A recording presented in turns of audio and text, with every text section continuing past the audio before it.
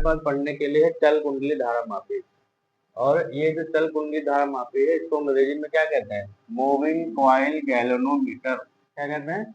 Moving coil galvanometer. ये चीज सबसे पहले ये समझो कि चल कुंडली धारा मापी होता क्या है। चल कुंडली धारा मापी को हम, इसका नाम देखो बड़ा अजीब सा लग रहा है, चल कुंडली धारा मापी, है ना। इसको, इसका नाम चल कुंडली धारा मापी क्यों कहा गया है? चल मतलब होता है चलायमान, मूविंग देखो लिखा हुआ है, जो चलती हो, जो फ्री हो चलने के लिए, ठीक है। और कुंडली का मतलब है कि इसमें कोई कुंडली होती है, कॉइल होती है ना। और धारा मापी का मतलब ये हुआ कि ये विद्युत धारा का पता लगाते हैं परिपथ में और उसका मान भी निकाल के देते हैं। और साथ में विद्युत धारा का ही मान नहीं निकालते बल्कि विद्युत विभवांतर का भी मान हमको पता चल सकता है। हालांकि नाम इसका धारा मापी है, लेकिन ये विद्युत धारा और विभवांतर दोनों को मापने के लिए बनाया गया होता है, ठीक है। और धारा मापी इसलिए कहा जा रहा है क्योंकि इसमें धारा प्रवाहित होती है तब ये मूव करती है कॉइल। जैसा कि हमने उसमें पढ़ा था, बल आघूर्ण वाले में पढ़ा था। कुंडली को किसी एक समान चुंबकीय क्षेत्र में रखते हैं तो उसके ऊपर बल आघूर्ण लगता है, याद है? टाउ बराबर NIAD sin थीटा, ये तो होता है फॉर्मूला। तो उसी सिद्धांत पर ये भी कार्य करता है, ठीक है। तो अगर कोई पूछे कि ये चल कुंडली धारा मापी है क्या, तो क्या बताओगे? यह एक यंत्र है, एक ऐसा यंत्र है जो किसी विद्युत परिपथ में धारा का पता लगाने और उसको मापने के लिए किया जाता है। बोलो, का उपयोग किया जाता है। और चल कुंडली धारा मापी हमारे सिलेबस में दो प्रकार की है, ये दो प्रकार की होती है। एक एक करके पढ़ेंगे, पहले दोनों के नाम समझ लें कि दोनों के नाम क्या है, फिर एक एक करके पढ़ेंगे आराम से और फिर उसका डायग्राम भी बनाएंगे। तो उपयोग किया जाता है, ये लिख लो यहाँ से, उपयोग किया जाता है। हाँ, विभवांतर का पता नहीं, नहीं, नहीं। हमने अभी तक क्या पढ़ा कि जो अमीटर होता है, अमीटर, अमीटर किसको कहते हैं? अमीटर जो किसी परिपथ में विद्युत धारा को मापे, विद्युत धारा को, उसको अमीटर कहते हैं, है ना। और अमीटर को लगाया जाता है श्रेणी क्रम में। बोलो, ये परिपथ में श्रेणी क्रम में लगाया जाता है, श्रेणी क्रम में। ये बात हमने प्रैक्टिकल करके भी बताई है, समझाया भी है। बोलो, इसका प्रैक्टिकल भी मैंने करके दिखाया था। और जो वोल्ट मीटर होता है, वोल्ट मीटर, वोल्ट मीटर क्या मापता है? ये किस लिए बनाया जाता है? विद्युत विभवांतर को मापने के लिए, दो दो सिरों या दो तारों के बीच का विभवांतर नापने के लिए वोल्ट मीटर का इस्तेमाल किया जाता है। और इसको परिपथ में लगाया जाता है समांतर क्रम में। ये बात समझ में आई कि नहीं है? आई? यहाँ पर जो मैंने चल कुंडली धारा मापी नाम लिखा है, ये जो उपकरण होते हैं इसको हम विद्युत धारा और विभवांतर दोनों के लिए इस्तेमाल कर सकते हैं, कन्वर्ट करके। कुछ चीजें उसमें चेंज करते हैं, फेर बदल करते हैं, तो वो अमीटर वोल्टमीटर में कन्वर्ट हो जाता है। बात समझ में? ऐसा नहीं कि बिल्कुल जैसे ही काम चल कुंडली धारा मापी बना लिया, उससे धारा माप रहे हो और तुरंत उसी समय वोल्ट मीटर बना करके उसको समांतर क्रम में लगा दिया तो उसमें विभवांतर बताने लगेगा। थोड़ा सा चेंज करेंगे तो वो वोल्ट मीटर बन जाएगा। समझ में आई बात? वो थोड़ा सा चेंज करेंगे तो वो अमीटर बन जाएगा। वही उपकरण दोनों प्रकार से काम कर सकता है। ठीक, समझ में आई बात? हाँ, तो यहाँ पर यही इसीलिए मैंने बताया कि इसको चल कुंडली धारा मापी केवल विद्युत धारा नहीं नापती है, विद्युत विभवांतर भी मापता है। ये बात ध्यान रखोगे ना, प्रकार के होते हैं, ये दो प्रकार के होते हैं, ये दो प्रकार के होते हैं। नंबर एक, दोनों के नाम लिख लिया जाए। नंबर एक, निलंबित कुंडली धारा मापी, निलंबित, निलंबित, निलंबित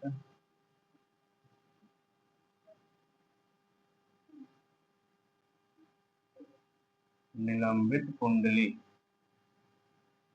धारा मापी।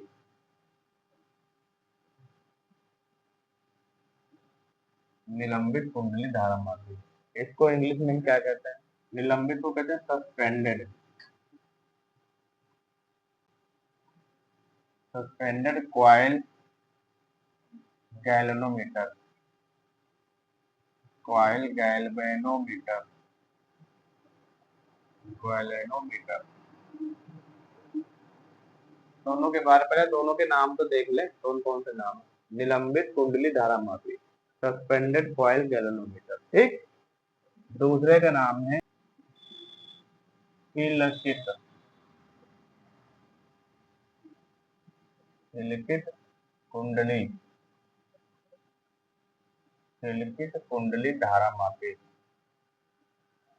धारा मापी, विलक्षित कुंडली धारा मापी। पियोटेड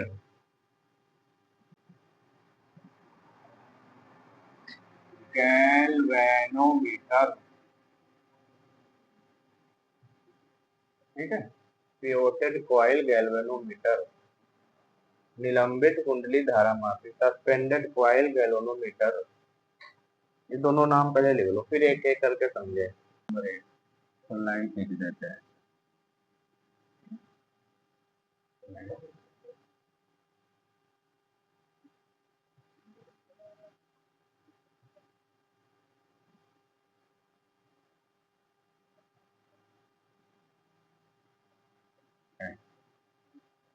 यहाँ से शुरू करेंगे, एक नंबर हेडिंग बनेगी और इसमें लिखेंगे निलंबित,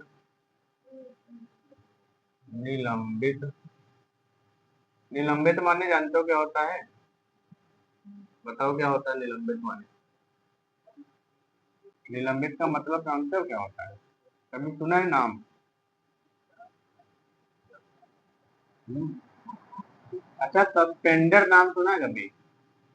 सस्पेंड नाम सुना है कि नहीं? सस्पेंड हो गए, कोई अधिकारी होता है या कोई गवर्नमेंट जॉब का कोई अधिकारी होता है, तो उससे जब कोई गलती हो जाती है, उसके ऊपर कोई केस चल रहा होता है, किसी मुकदमे या किसी चीज में फंस जाता है, तो उसको गवर्नमेंट सस्पेंड कर देती है, कहते वो सस्पेंड हो गए। सुना है नहीं सुना है? तो सस्पेंड का मतलब हिंदी में निलंबित होता है, हिंदी में निलंबित कहते हैं, ठीक है। तो सस्पेंड होने का मतलब ये नहीं हुआ कि उसकी नौकरी छीन गई, उसकी नौकरी पे क्वेश्चन मार्क लग गया, नौकरी जो है बीच में आ गई, ठीक है। वो अब कुछ दिन के लिए काम नहीं करेगा, तो नौकरी, वो नौकरी नहीं करेगा कुछ दिन के लिए, कुछ दिन के लिए जो है वो जॉब नहीं कर सकता वो वाली।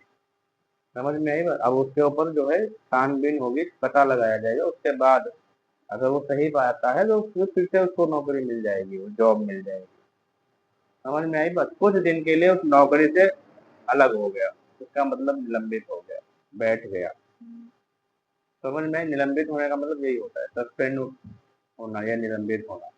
ये कुछ दिन के लिए नौकरी, नौकरी नहीं करना, रुक जाना, स्टॉप लगा देना, फिर बाद में उसका जो है केस होता है, बाद में वो फिर फाइनल हो जाता है। 80% मामलों में पुनः जो है जॉब रिटर्न मिल जाती है, और जो भी जितने दिन भी निलंबित किया जाता है उतने दिन का भी सैलरी वगैरह भी मिल जाती है, लेकिन कुछ दिन के लिए उनको जो है जॉब से किनारे कर दिया जाता है। हालांकि जॉब नहीं जाती है, ये ध्यान रखना, अगर दोषी पाए जाते हैं, नहीं पाए जाते हैं तो, ठीक। उसी को कहते हैं निलंबित होना, अंग्रेजी में कहते हैं सस्पेंडेड, ठीक। हाँ, निलंबित कुंडली धारा मापी, इंग्लिश में लिख लो सस्पेंडेड, निलंबित कुंडली धारा मापी। कुंडली को स्थायी चुंबकीय क्षेत्र में लटकाकर, चुंबकीय क्षेत्र में लटकाकर, ठीक है। तो आप लोगों ने पढ़ा था ना कि जब किसी एक समान चुंबकीय क्षेत्र में कॉइल लगते हैं और उसमें धारा प्रवाहित करते हैं, चाहे वो आयताकार कॉइल क्यों ना हो, तो उसके सिरों पर बराबर मात्रा, बराबर परिमाण में और विपरीत दिशा में बल कार्य करता है, जिसकी वजह से उस पूरी कुंडली पर एक बल आघूर्ण उत्पन्न हो जाता है। वो बल आघूर्ण जो होता है वो उस कुंडली को एक दिशा में घुमाने का प्रयत्न करता है। बोलो। अच्छा, किसी वस्तु पर जब समान परिमाण के बल लगते हैं विपरीत दिशा में, और विपरीत दिशा में समान परिमाण के बल कुछ इस प्रकार लगते हैं कि दोनों की क्रिया रेखाएं अलग अलग हों। ये बात ध्यान रखना। उस बल को कहते हैं बल युग्म। क्या कहते हैं? बल युग्म, है ना। और उसके ऊपर इस पूरी तरीके से कार्य करने वाले बल को कहते हैं बल आघूर्ण। क्या कहते हैं? बल आघूर्ण। बल आघूर्ण वो घटना है, वो राशि है जो किसी वस्तु पर अगर लगेगा तो वो उस वस्तु को या तो घुमाने का प्रयास करेगा, अगर वो वस्तु स्वतंत्र होगी तो वो घूम भी जाएगी। आई बात समझ में? सिरे के ऊपर क्या लगना चाहिए? समान परिमाण के बल विपरीत दिशा में लगना चाहिए। ठीक है, और इस प्रकार लगना चाहिए कि दोनों की क्रिया रेखाएं भिन्न भिन्न हो। ये कुछ ऐसा समझ लो कि जैसे हमारे पास पेन है, इस पेन के इस सिरे पर नीचे की तरफ बल लग जाए। हंस प्रताप, इधर ये पेन है ना, इसके दो सिरे हैं, इन दो सिरों में इस वाले सिरे पर नीचे की तरफ बल लग रहा हो, उतना ही बल इस वाले सिरे पर ऊपर की तरफ लग रहा हो, तो बताओ ये पेन घूमने का प्रयास करेगा कि नहीं? ऐसे घूमने का प्रयास करेगा। अच्छा, बल की दिशा देखो, यहाँ नीचे है, यहाँ बल की दिशा ऊपर है, देखो विपरीत दिशा में है कि नहीं? और समान परिमाण के होने चाहिए, समान परिमाण के होने चाहिए, और दोनों की क्रिया रेखा अलग अलग होनी चाहिए। देखो ये बल इस तरफ है और ये वाला बल इस तरफ है, दोनों की क्रिया रेखाएं अलग अलग है कि नहीं है? दोनों की क्रिया रेखाएं भी अलग होनी चाहिए। तो तीन परिस्थितियां अगर हैं, कौन कौन सी तीन परिस्थितियां? बल विपरीत दिशा में होने चाहिए, बल के परिमाण समान होने चाहिए, और क्रिया रेखाएं भिन्न भिन्न होनी चाहिए, तो उस वस्तु पर बल आघूर्ण कार्य करेगा, है उनको। और दोनों बलों को हम बल युग्म कहेंगे, तो उस पर बल आघूर्ण कार्य करेगा, और बल आघूर्ण कार्य करेगा तो वस्तु घूमने का प्रयास करेगी, या स्वतंत्र होगी तो घूम जाएगी। आई बात समझ में? ऐसा नहीं होने का कि अगर कोई पेन है तो इसके ऊपर इस दिशा में बल लग रहा है, इस सिरे पर इस दिशा में बल लग रहा है, और इस सिरे पर इस दिशा में बल लग रहा है, तो दोनों बलों की क्रिया रेखाएं सेम नहीं हो गई। भले ही बराबर बल है विपरीत दिशा में, लेकिन क्रिया रेखा सेम है, तो इस पे कोई बलागुण कार्य नहीं करेगा। आइए बात समझ में?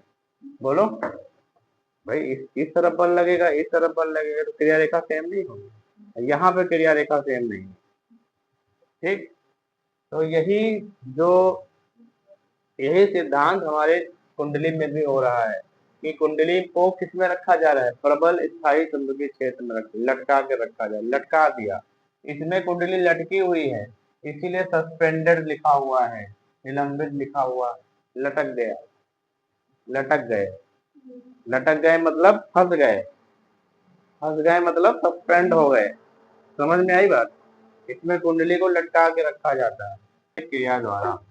तो धारा व चुंबकीय क्षेत्र की पारस्परिक पारस्परिक पारस्परिक क्रिया द्वारा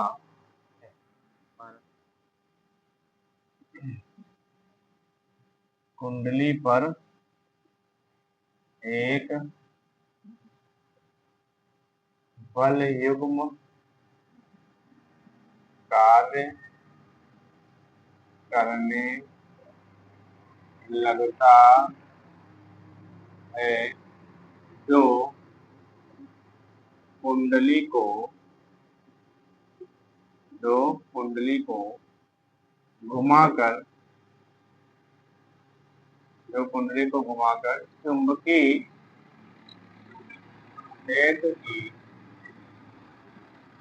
क्षेत्र की दिशा में लाने का प्रयत्न करता है। ये जो हम लिखवाए हैं ना, ये क्या है बताओ? ये सिद्धांत है कि नहीं है? है सिद्धांत। ये सिद्धांत हेडिंग, यहाँ सिद्धांत जरूर लिख लेना, हेडिंग बना कर दे, फिर इसके आगे से लिखना। ये इन चल कुंडली धारा मापी में जो नंबर 1 निलंबित वाला है ना, उसका सिद्धांत है ना। सिद्धांत बहुत जरूरी होता है, हर एक उपकरण का सिद्धांत होना समझ में आना चाहिए, तभी कुछ बना पाओगे चित्र को। बताओ समझ में आया सिद्धांत? अब इसकी संरचना बनाएंगे, इसका चित्र बनाएंगे, ठीक है।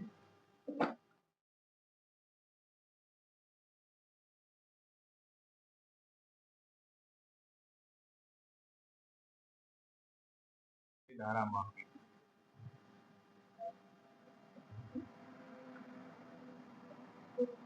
निलंबित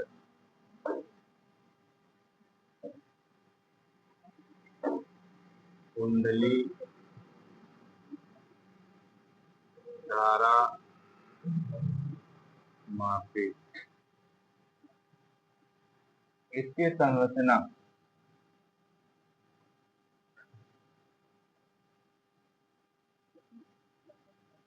दो बड़े बड़े चुंबक रखे हुए हैं, जो एक दो बड़े चुंबक हैं। ये चुंबक बहुत ही शक्तिशाली या प्रबल चुंबकीय क्षेत्र उत्पन्न करने वाले चुंबक हैं, ठीक है। तो इनको जब आमने सामने रखोगे तो इसके अंदर एक समान चुंबकीय क्षेत्र उत्पन्न हो जाएगा, एन से एस की तरफ। इस यहाँ से इस दिशा से इस दिशा में जाएंगे चुंबकीय क्षेत्र। बोलो। अच्छा, ये जो चुंबक है ना, चुंबक का जो ये वाला पृष्ठ है, ये थोड़ा सा कर्व है, ऐसे है, देखो है ऐसे। और ये वाला भी चुंबकीय क्षेत्र ऐसा कर्व है, इस तरीके से, और बीच में चुंबकीय क्षेत्र है। तो जब कोई चुंबक के पृष्ठ कर्व होते हैं ना, तो अंदर जो चुंबकीय क्षेत्र होता है वो कुछ इस तरीके से होता है। देखो ये कर्व है और ये कर्व है, तो चुंबकीय क्षेत्र यहाँ से निकलेगा, ठीक है, ऐसे चला जाएगा, यहाँ से निकलेगा, ऐसे चला जाएगा। देखो यहाँ से देखो यन है ना, तो यहाँ से चुंबकीय बल रेखाएं निकल रही होंगी, यहाँ से बाहर निकल रही होंगी, बताओ निकल रही होंगी कि नहीं? यहाँ से निकल रही होंगी बाहर की तरफ, ऐसे निकल रही होंगी, ऐसे निकल रही होंगी, ऐसे। और यहाँ पर चुंबकीय क्षेत्र इंटर कर रहा होगा, ऐसे ऐसे तो इंटर कर रहा होगा। बोलो, इस तरीके से। तो अगर हम इन सिरों को आपस में ऐसे डॉटेड मिला देते हैं तो एक वृत्त जैसा बन जाता है। तो वृत्त के अंदर का जो चुंबकीय क्षेत्र, इसको कहते हैं त्रिज्य चुंबकीय क्षेत्र। क्या कहते हैं? त्रिज्य चुंबकीय क्षेत्र। अगर चुंबक के पृष्ठ वक्र हैं तो जो चुंबकीय क्षेत्र बनेगा वो होगा त्रिज्य चुंबकीय क्षेत्र। समझ में आई बात? ठीक। तो अंदर जो है त्रिज्य चुंबकीय क्षेत्र उत्पन्न हो रहा है, वो एक समान है। लेकिन अब देखो, अब यहाँ पर क्या है, एक एल्युमिनियम की क्रोड है, ये क्या ले लिया, एक क्रोड ले लिया। अब क्रोड जो होती है ये एल्युमिनियम की है, फ्रेम कह लो इसको, चलो एक फ्रेम है, एल्युमिनियम का फ्रेम है, और उस फ्रेम में तांबे के तार को लिपटा करके कुंडली बना दी गई। देखो तांबे के तार इसके ऊपर लिपटे हुए हैं, एल्युमिनियम की क्रोड के ऊपर या एल्युमिनियम के फ्रेम के ऊपर क्या लिपटा दिया गया है, तांबे के तार की कुंडली बना दी गई है, अधिक पैरों वाली, बहुत अधिक पैरों वाली, ठीक है। और फिर उस तार को नीचे ले जाकर के एक स्प्रिंग से जोड़ दिया गया है, देखो स्प्रिंग लगी है, और फिर इस स्प्रिंग को जोड़ दिया गया है टर्मिनल से। इस टर्मिनल का नाम हम दे देते हैं, इसका नाम है T2 टर्मिनल, और इसका नाम है T1 terminal. T2 T1, T2 T1 वो दो टर्मिनल है जिनका संबंध बैटरी से करेंगे। धारा यहाँ से प्रवाहित हो रही है, ये दिशा में धारा प्रवाहित हो रही है, यहाँ से धारा निकल रही है T1 टर्मिनल से। और फिर यहाँ पे देखो मरोड़ टोपी लिखा हुआ है, लिखा है मरोड़ टोपी, यहाँ पे एक टोपी जैसा लगा हुआ है, इसका नाम है मरोड़ टोपी। और फिर नीचे एक छोटा सा देखो वायर लगा हुआ है, ये इसके सहारे ये लटक रहा है, इस वायर का नाम है फास्फर ब्रांज की पत्ती। ये फास्फर ब्रांज की पत्ती है, पतला सा है, पत्ती जैसा है। और फिर इसके नीचे एक देखो समतल दर्पण लगा हुआ है। अब तुम सोच रहोगे हैं समतल दर्पण का क्या काम है ना, अभी बताएंगे समतल दर्पण। और फिर समतल दर्पण जुड़ा हुआ है इस एल्युमिनियम की फ्रेम से या कुंडली से। बोलो, बस यही सिंपल सा देखो डायग्राम है। बस इसमें मेन चीजें क्या है, दो चुंबक है, बीच में एक एल्युमिनियम का फ्रेम है, फ्रेम में क्या कसा हुआ है, तांबे की कुंडली बनी हुई है, कॉइल बना हुआ है, और उसका एक तार ऊपर गया है, दूसरा तार नीचे गया है। ऊपर जो तार गया है वो बीच में समतल दर्पण लगा है, एक फास्फर ब्रांच की पट्टी लगी जिससे प्रत्यास्थता बहुत अधिक होती है। मैंने कक्षा 11 में प्रत्यास्थता पढ़ाया था। प्रत्यास्थता, इस पदार्थ की प्रत्यास्थता बहुत अधिक होती है, ठीक है। और ऊपर एक मरोड़ टोपी लगा हुआ है, और फिर यहाँ से ये T1 टर्मिनल से जुड़ा हुआ है, और नीचे नीचे जो है T2 टर्मिनल के बीच में एक स्प्रिंग लगी हुई है, देखो सीधे नीचे लटक रही है। यही है मुख्य इसका जो है डायग्राम। अब इसमें होता क्या है, कैसे कार्य करता है? कार्य ऐसा करता है कि जब यहाँ से धारा प्रवाहित की जाती है, ध्यान समझो, धारा जब इसमें प्रवाहित की जाती है तो इस कुंडली में भी धारा बहती है। अब चूंकि कुंडली है चुंबकीय क्षेत्र में, और चुंबकीय क्षेत्र के लंबवत जब धारा बहती है तो कुंडली पे बल आघूर्ण कार्य करता है, ठीक है, जिसकी वजह से कुंडली घूमने का प्रयास करती है एक निश्चित दिशा में। और जब कुंडली घूमेगी तो दर्पण भी घूमेगा, क्योंकि दर्पण इसी में जुड़ा हुआ है। और जब कुंडली घूमेगी तो दर्पण भी घूमेगा, और जब दर्पण घूमेगा तो मरोड़ टोपी भी, तो मरोड़ टोपी के साथ में जो ट्रांसफर ब्रांच की पट्टी लगी वो भी तो साथ में घूमेगी। बताओ वो भी घूमेगी कि नहीं?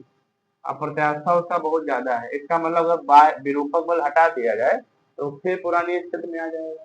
प्रत्यास्था का मतलब यही तो होता है कक्षा 11 में, कि विरूपक बल हटा लेने से वो अपनी पुरानी स्थिति में आ जाए, उस पूर्व को प्रत्यास्था कहते हैं। तब विरूपक बल लगेगा तो ये फास्फर की जो ब्रांच की पत्ती इसके ऊपर भी विरूपक बल लगेगा तो वो घूम जाए, क्योंकि कुंडली घूमेगी तो वो भी तो घूमेगा। लेकिन अगर धारा बिल्कुल जीरो कर दी जाए तो फास्फर ब्रांच की पत्ती पुनः उसी दिशा में लाने का प्रयास करेगा। बोलो। और नीचे देखो स्प्रिंग लगी है, स्प्रिंग की भी प्रत्यास्था अधिक होती है, ध्यान रखना। इसका जो जो होता है क्या नाम, बल गुणांक। ये दो, देखो स्प्रिंग दो प्रकार की होती है, एक होता है कम बल गुणांक वाली स्प्रिंग। स्प्रिंग को हम जानते हैं बल गुणांक के नाम से, जिसका बल गुणांक ज्यादा होगा उस स्प्रिंग की कार्य क्षमता ज्यादा होगी। समझ में आई बात? जैसे तुमने देखा होगा कि जो पेन होता है, पेन उसमें बटन वाला पेन, जैसे ये पेन है, ये वाला पेन, इसमें देखो छोटी सी स्प्रिंग लगी हुई है, तो उसी के सहारे तो ये जो रिफिल है वो नीचे आती है फिर ऊपर जाती है, लगी ना? तो एक इसमें स्प्रिंग लगी है और एक साइकिल में स्टैंड में स्प्रिंग लगी होती है।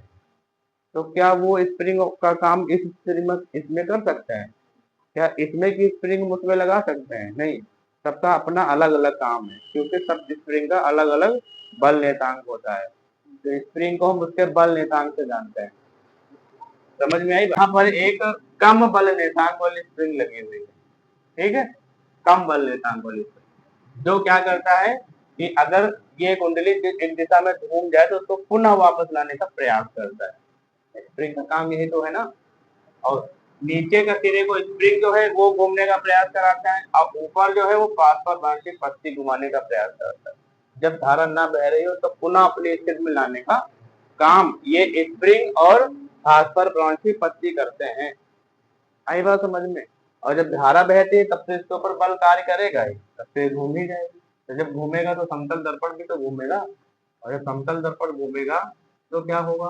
तो हम क्या करेंगे, हम जो है इस उपकरण को एक कमरे के अंदर रखेंगे और हम एक लेजर लाइट लेकर ले चलेंगे। लेजर लाइट जानते हो किसको कहते हैं? इस तरीके की टॉर्च होती है, इस तरीके की, और उसके अंदर से लाइट निकलती है। देखा होगा छोटे बच्चों को खेलने के लिए, छोटे बच्चे छोटे थे तो तुम भी, तुम्हारे पास भी होती थी छोटी सी टार, जिसमें से रेड कलर की लाइट निकलती थी, बहुत दूर जाती थी। याद आ रहा? वही लेजर लाइट है। उस लेजर लाइट को हम क्या करेंगे, सबसे पहले इसमें धारा कोई नहीं बह रही, कोई धारा नहीं बह रही, उस लेजर लाइट को हम दीवार में कहीं पर टांग देंगे, फिक्स कर देंगे। हाथ में नहीं लेना, अगर हाथ में पकड़ोगे तो हिलेगा इधर उधर। एक दीवार में फिक्स कर देंगे और फिर वहां से एक लाइट को इस समतल दर्पण के ऊपर डालेंगे, ठीक है, इस तरीके से डालेंगे। जैसे यहाँ फिक्स कर देंगे तो लाइट ऐसे आएगी, समतल दर्पण पे से पड़ेगी, और चूंकि ये समतल दर्पण है तो ये जैसे ही अपने ऊपर लाइट को पड़ेगी वैसे तुरंत क्या कर देगी, परावर्तित कर देगी प्रकाश की किरण को। तो ऐसे लाइट आएगी और यहाँ से परावर्तित हो जाएगी। बोलो। अच्छा, जितने एंगल पे वो इंसिडेंट करेगी यानी कि आपतित होगी किरण, उतने ही कोण पर वो परावर्तित भी तो होगी। परावर्तन का नियम ये तो कहता है आपतन कोण परावर्तन कोण बराबर होता है। अगर यहाँ पे इसको लंब मान ले, यहाँ पे लंब है, तो आने वाली प्रकाश की किरण जितने एंगल पे गिरेगी उतने ही एंगल पे वो परावर्तित भी हो जाएगी। ये आपतन कोण बनेगा, ये परावर्तन कोण बनेगा, दोनों हो जाएंगे बराबर, होंगे बराबर। अच्छा, जो परावर्तित किरण है वो जब जाएगी तो उसको किसी न किसी बिंदु, किसी दीवार पे भी तो टकराएगी, तो उसको किसी दीवार या बिंदु पर आपतित होने देना। तो जैसे मान लिया कि यहाँ पर आपतित हो रही प्रकाश किरण, यहाँ इधर से आ रही, इधर से एक मिनट, यहाँ से आ रही है प्रकाश की किरण और इस वाले बिंदु पर आपतित हो रही है, यहाँ पे आपतित हो रही है।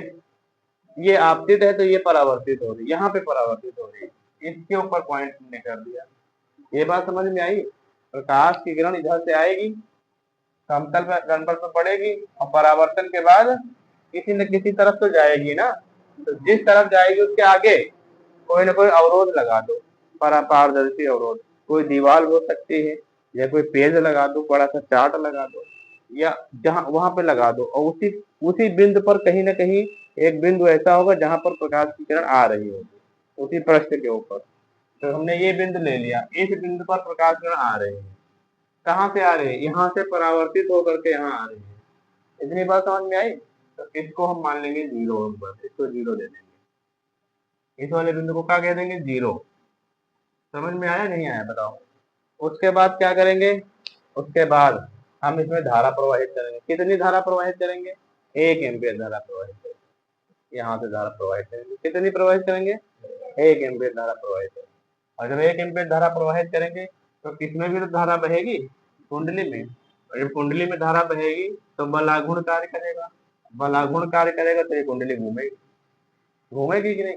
और जब कुंडली घूमेगी तो समतल दर्पण भी तो घूमेगा, और जब समतल दर्पण घूमेगा तो इसका जो अभिलंब है, ये वाला अभिलंब है, ये भी तो घूमेगा, अभिलंब भी तो घूमेगा। और अभिलंब जब घूमेगा तो आपतन कोण और परावर्तन कोण भी तो घूमेंगे साथ में। क्यों? आपतित किरण घूमेगी, परावर्तित किरण घूमेगी। तो जो परावर्तित किरण है वो यहाँ पे आ रही थी ना पहले, तो क्या अब यहाँ पे आएगी? नहीं, इसके अगल बगल कहीं आएगी। परावर्तित किरण अब यहाँ आएगी, यहाँ आएगी परावर्तित किरण, यहाँ आएगी। आएगी कि नहीं आएगी? 1 एम्पियर धारा प्रवाहित करने तो इसको हम 1 नंबर दे देंगे। समझ रहे हो कि नहीं है? फिर क्या करेंगे? फिर धारा का मान और बढ़ाएंगे, 2 एम्पियर धारा, 1 एम्पियर और बढ़ा देंगे, 2 एम्पियर धारा प्रवाहित करेंगे और धारा का मान बढ़ने से बलागुण और कार्य करेगा, तो ये दर्पण और घूमेगा। जब दर्पण और घूमेगा तो परावर्तित किरण और थोड़ा किनारे होके आएगी, यहाँ पे इंसिडेंट करेगी, यहाँ पे आ रही है, इसको 2 नंबर दे देंगे। इस तरीके से आगे हम नंबरिंग करते चले जाएंगे। बोलो। और फिर हम क्या करेंगे? धारा की दिशा को उलट देंगे। जब धारा की दिशा को उलट देंगे फिर उसमें एक उल्टी दिशा में धारा प्रवाहित करेंगे 1 एम्पियर, तो वो जो परावर्तित किरण होगी वो जीरो के इस तरफ आएगी, इस तरफ आएगी, -1। ये -1 कर दो, खाली 1 कर दो। फिर उसी उल्टी दिशा में धारा 2 एम्पियर प्रवाहित करेंगे तो परावर्तित किरण यहाँ आ जाएगी नीचे की तरफ, यहाँ 2 कर देंगे।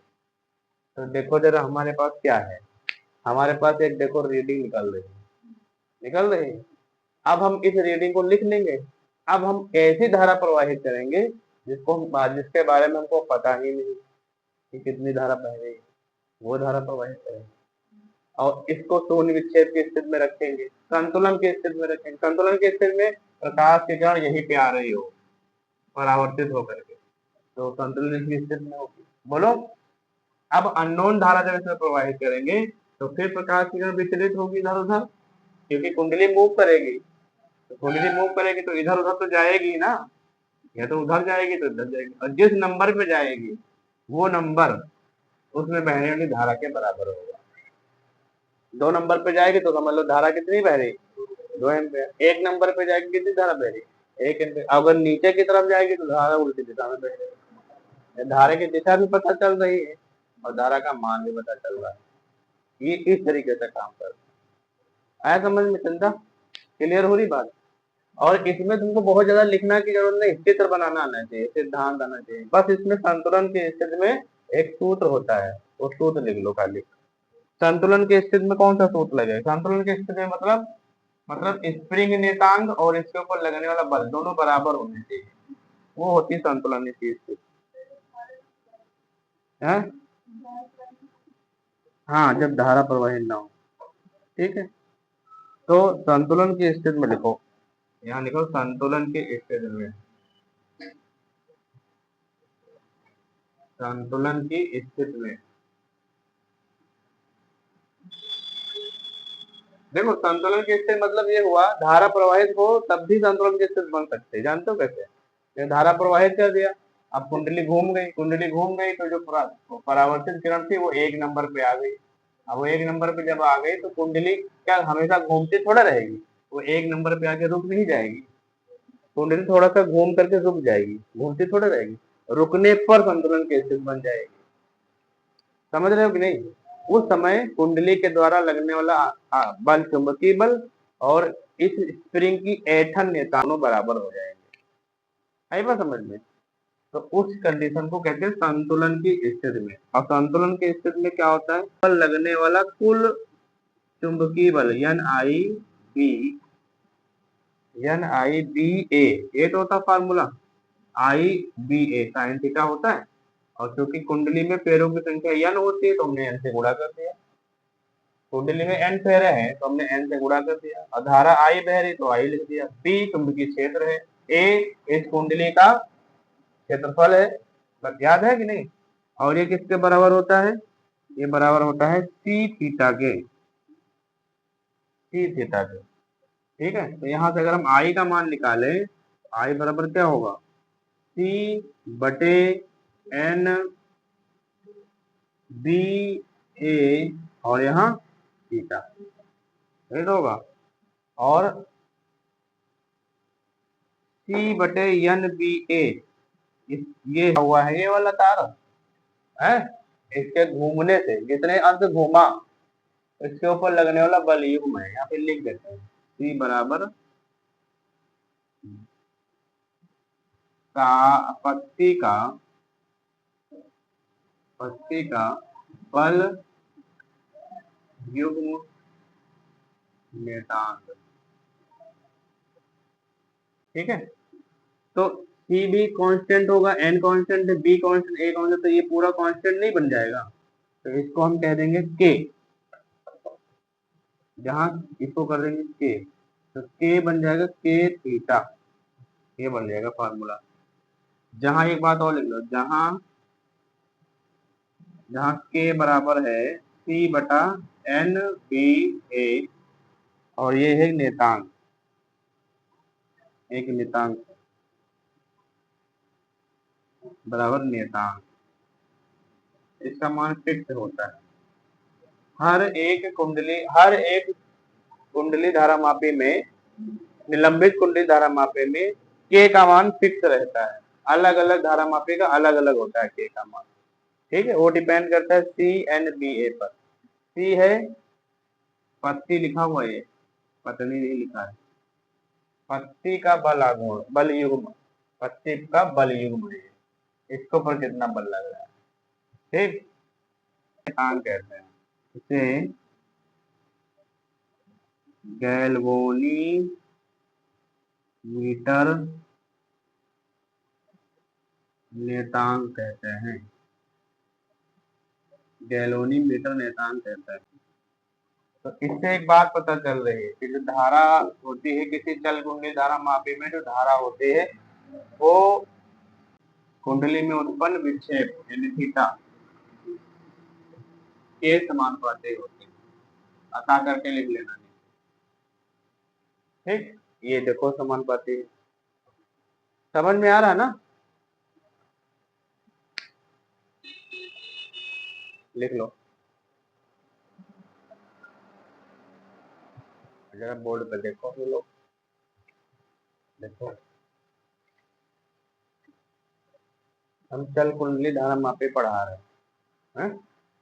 चल कुंडली धारा मापी में हमने पहला वाला पढ़ा दिया था। दो, मैंने कल बताया था धारा मापी जो है वो दो प्रकार के होते हैं हमारे सिलेबस में। पहला वाला कल मैंने पढ़ा दिया जिसका नाम था निलंबित कुंडली धारा मापी, उसका मैंने डायग्राम भी समझा दिया है। बोलो आज हमारे पास पढ़ने के लिए क्या है? आज हमारे पास पढ़ने के लिए नंबर 2 है किलकित कुंडली धारा मापी, किलकित पियोटेड कॉइल गैल्वेनोमीटर। देखो चल कुंडली धारा मापी में पहला वाला क्या था? निलंबित कुंडली धारा मापी, और निलंबित कुंडली धारा मापी का डायग्राम हमने कल बढ़ाया था। उसमें दो चुंबक थे, उसमें एक कुंडली बीच में लगी थी, ठीक है।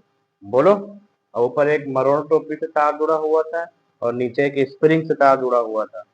बोलो, ऊपर वाले तार को T1 से और नीचे वाले तार को T2 से जोड़ दिया था। बोलो, उसमें एक दर्पण का अरेंजमेंट भी किया था और मैं बताया था कि एक लेजर होता है, उस लेजर की सहायता से दर्पण के ऊपर प्रकाश डाला जाता है। ठीक है, फिर जो परावर्तित किरण है उसको एक किसी बिंदु पर पॉइंट मान लेते हैं और फिर जब उसमें धारा प्रवाहित करते हैं तो बल आघूर्ण कार्य करने लगता है कुंडली के ऊपर, जिसके कारण वो कुंडली घूम जाती है। जब कुंडली घूमती है ना, तो दर्पण घूमता है, जब दर्पण घूमता है तो जो परावर्तित किरण है वो तो परावर्तित किरण भी घूमती है। बोलो, तो परावर्तित किरण जहां से जहां पहुंचती है हमने उस बिंदु को पॉइंट कर लेते हैं। इस तरीके से एक पैमाना बन जाता है। बोलो, और इस तरीके से उसमें हम धारा जो है माप सकते हैं। गैल्वेनोमीटर या धारा मापी का इस्तेमाल विभव मापी में भी किया जा सकता है, थोड़ा सा अरेंजमेंट करके। अभी हम आगे बताएंगे कैसे। ठीक है, जो आज हमारे पास पढ़ने के लिए किलकित कुंडली धारा मापी और निलंबित कुंडली धारा मापी, दोनों में क्या अंतर है? पहला क्वेश्चन है कि दोनों में मुख्य अंतर क्या है। दोनों में मुख्य अंतर यह है कि ये पोर्टेबल होता है। पोर्टेबल का मतलब इस अरेंजमेंट को हम कहीं भी ले जा सकते हैं, इसको हम कहीं भी ले जा सकते हैं। ठीक, इसमें कोई सेटअप करने की जरूरत नहीं होती, ये पहले से ही सेट होता है। और जो निलंबित कुंडली धारा मापी है उसमें पूरा सेटअप करना पड़ता है, सारी चीजें सेट करनी पड़ती हैं, एक निश्चित जगह पर लेजर को सेट करना पड़ता है ना। तो उसको ले जाना, इधर उधर से ले जाना हमको थोड़ा कठिन होता है, क्योंकि उसको पूरा अरेंजमेंट सेट करना पड़ता है। इसको सेट करने की जरूरत नहीं होती है, ये पोर्टेबल होता है। पोर्टेबल मतलब जो लाया ले जाया सके साथ में। आई बात समझ में? यही अंतर होता है मेन। इसमें क्या होता है कि दो चुंबक होते हैं, देखो दो चुंबक है कि नहीं, दो शक्तिशाली स्थायी चुंबक होते हैं। ये शक्तिशाली स्थायी चुंबक के जो ये पृष्ठ है, ये वाले यन और यस, ये इस तरीके से घूमे हुए होते हैं, ऐसे ये इस तरीके से होता है। ठीक, तो इसमें जो बल रेखाएं निकलती है कुछ इस तरीके से निकलती है, चुंबकीय क्षेत्र रेखाएं जिसको कहते हैं। ये चुंबकीय क्षेत्र रेखाएं देखो एल से निकल रही है ना, एस की तरफ प्रवेश कर रही है, एक समान चुंबकीय क्षेत्र उत्पन्न हो जाता है। अब क्योंकि ये कर्व है, ये पृष्ठ कर्व है यानी कि घुमा हुआ है, इसलिए इन चुंबकीय क्षेत्र रेखाओं को या चुंबकीय क्षेत्र रेखाओं को कहते हैं एक समान त्रिज्य चुंबकीय क्षेत्र। त्रिज्य चुंबकीय क्षेत्र, बोलो, कर्व में अगर किसी कर्व के अंदर चुंबकीय क्षेत्र है तो उसको हम त्रिज्य चुंबकीय क्षेत्र कहते हैं। कल मैंने बताई थी ये बात। और इस एक समान त्रिज्य चुंबकीय क्षेत्र में एक कुंडली देखो रखी हुई है, रखी कुंडली। इस कुंडली को जो है नर्म लोहे की क्रोड के ऊपर बहुत सारे तार लिपटे हुए हैं, कई फेरों के तार लटके हुए हैं तांबे का।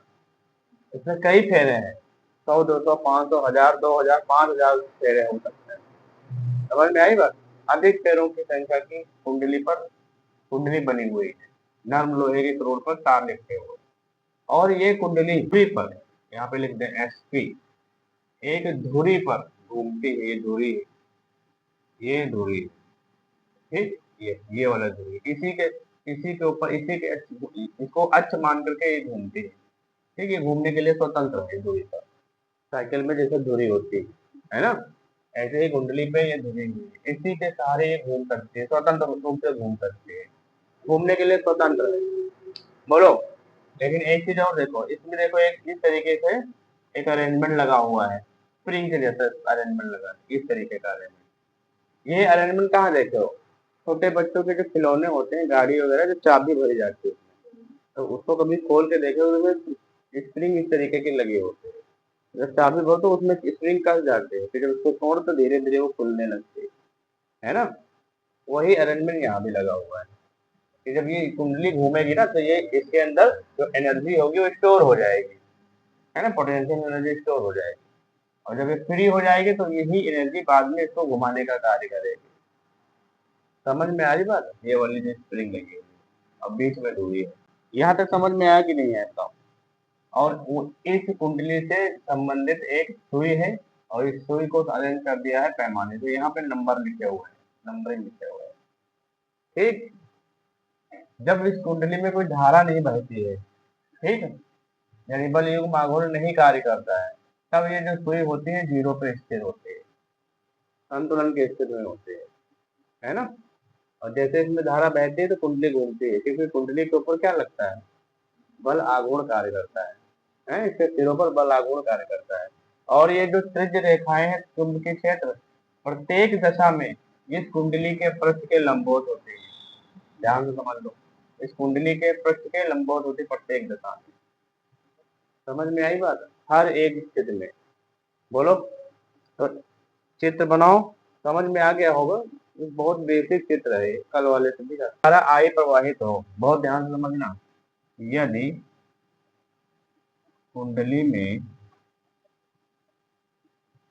कुंडली में धारा आई प्रवाहित हो,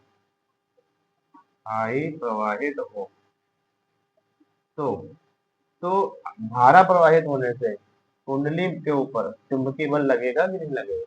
इसको बल आघूर्ण कहते हो। बल आघूर्ण लगेगा कि नहीं लगेगा? बराबर एन, अगर फेरों की संख्या एन है, एन आई मैंने पहले धारा, ए यानी तो कुंडली का क्षेत्र, पृष्ठीय क्षेत्र, और बी यानी कि चुंबकीय क्षेत्र ये वाला, और फिर साइन थीटा। ये बताओ हमने प्रूव कराया कि नहीं कराया? टाउ बराबर एन आई। जब इसमें धारा बहेगी ना तो कुंडली के ऊपर यही इतना ही बल लगेगा, बल आघूर्ण लगेगा, बल युग्म आघूर्ण जिसको कहते हो, इतना लगेगा। त्रिज्य चुंबकीय क्षेत्र में लटकी हुई है, बंधी हुई है, स्वतंत्र है, इससे धुरी पर टिकी हुई है। कुंडली का जो तल है वो 90 डिग्री पे होगा, लंबवत होगा, है कि नहीं? तो चूंकि प्रत्येक दशा में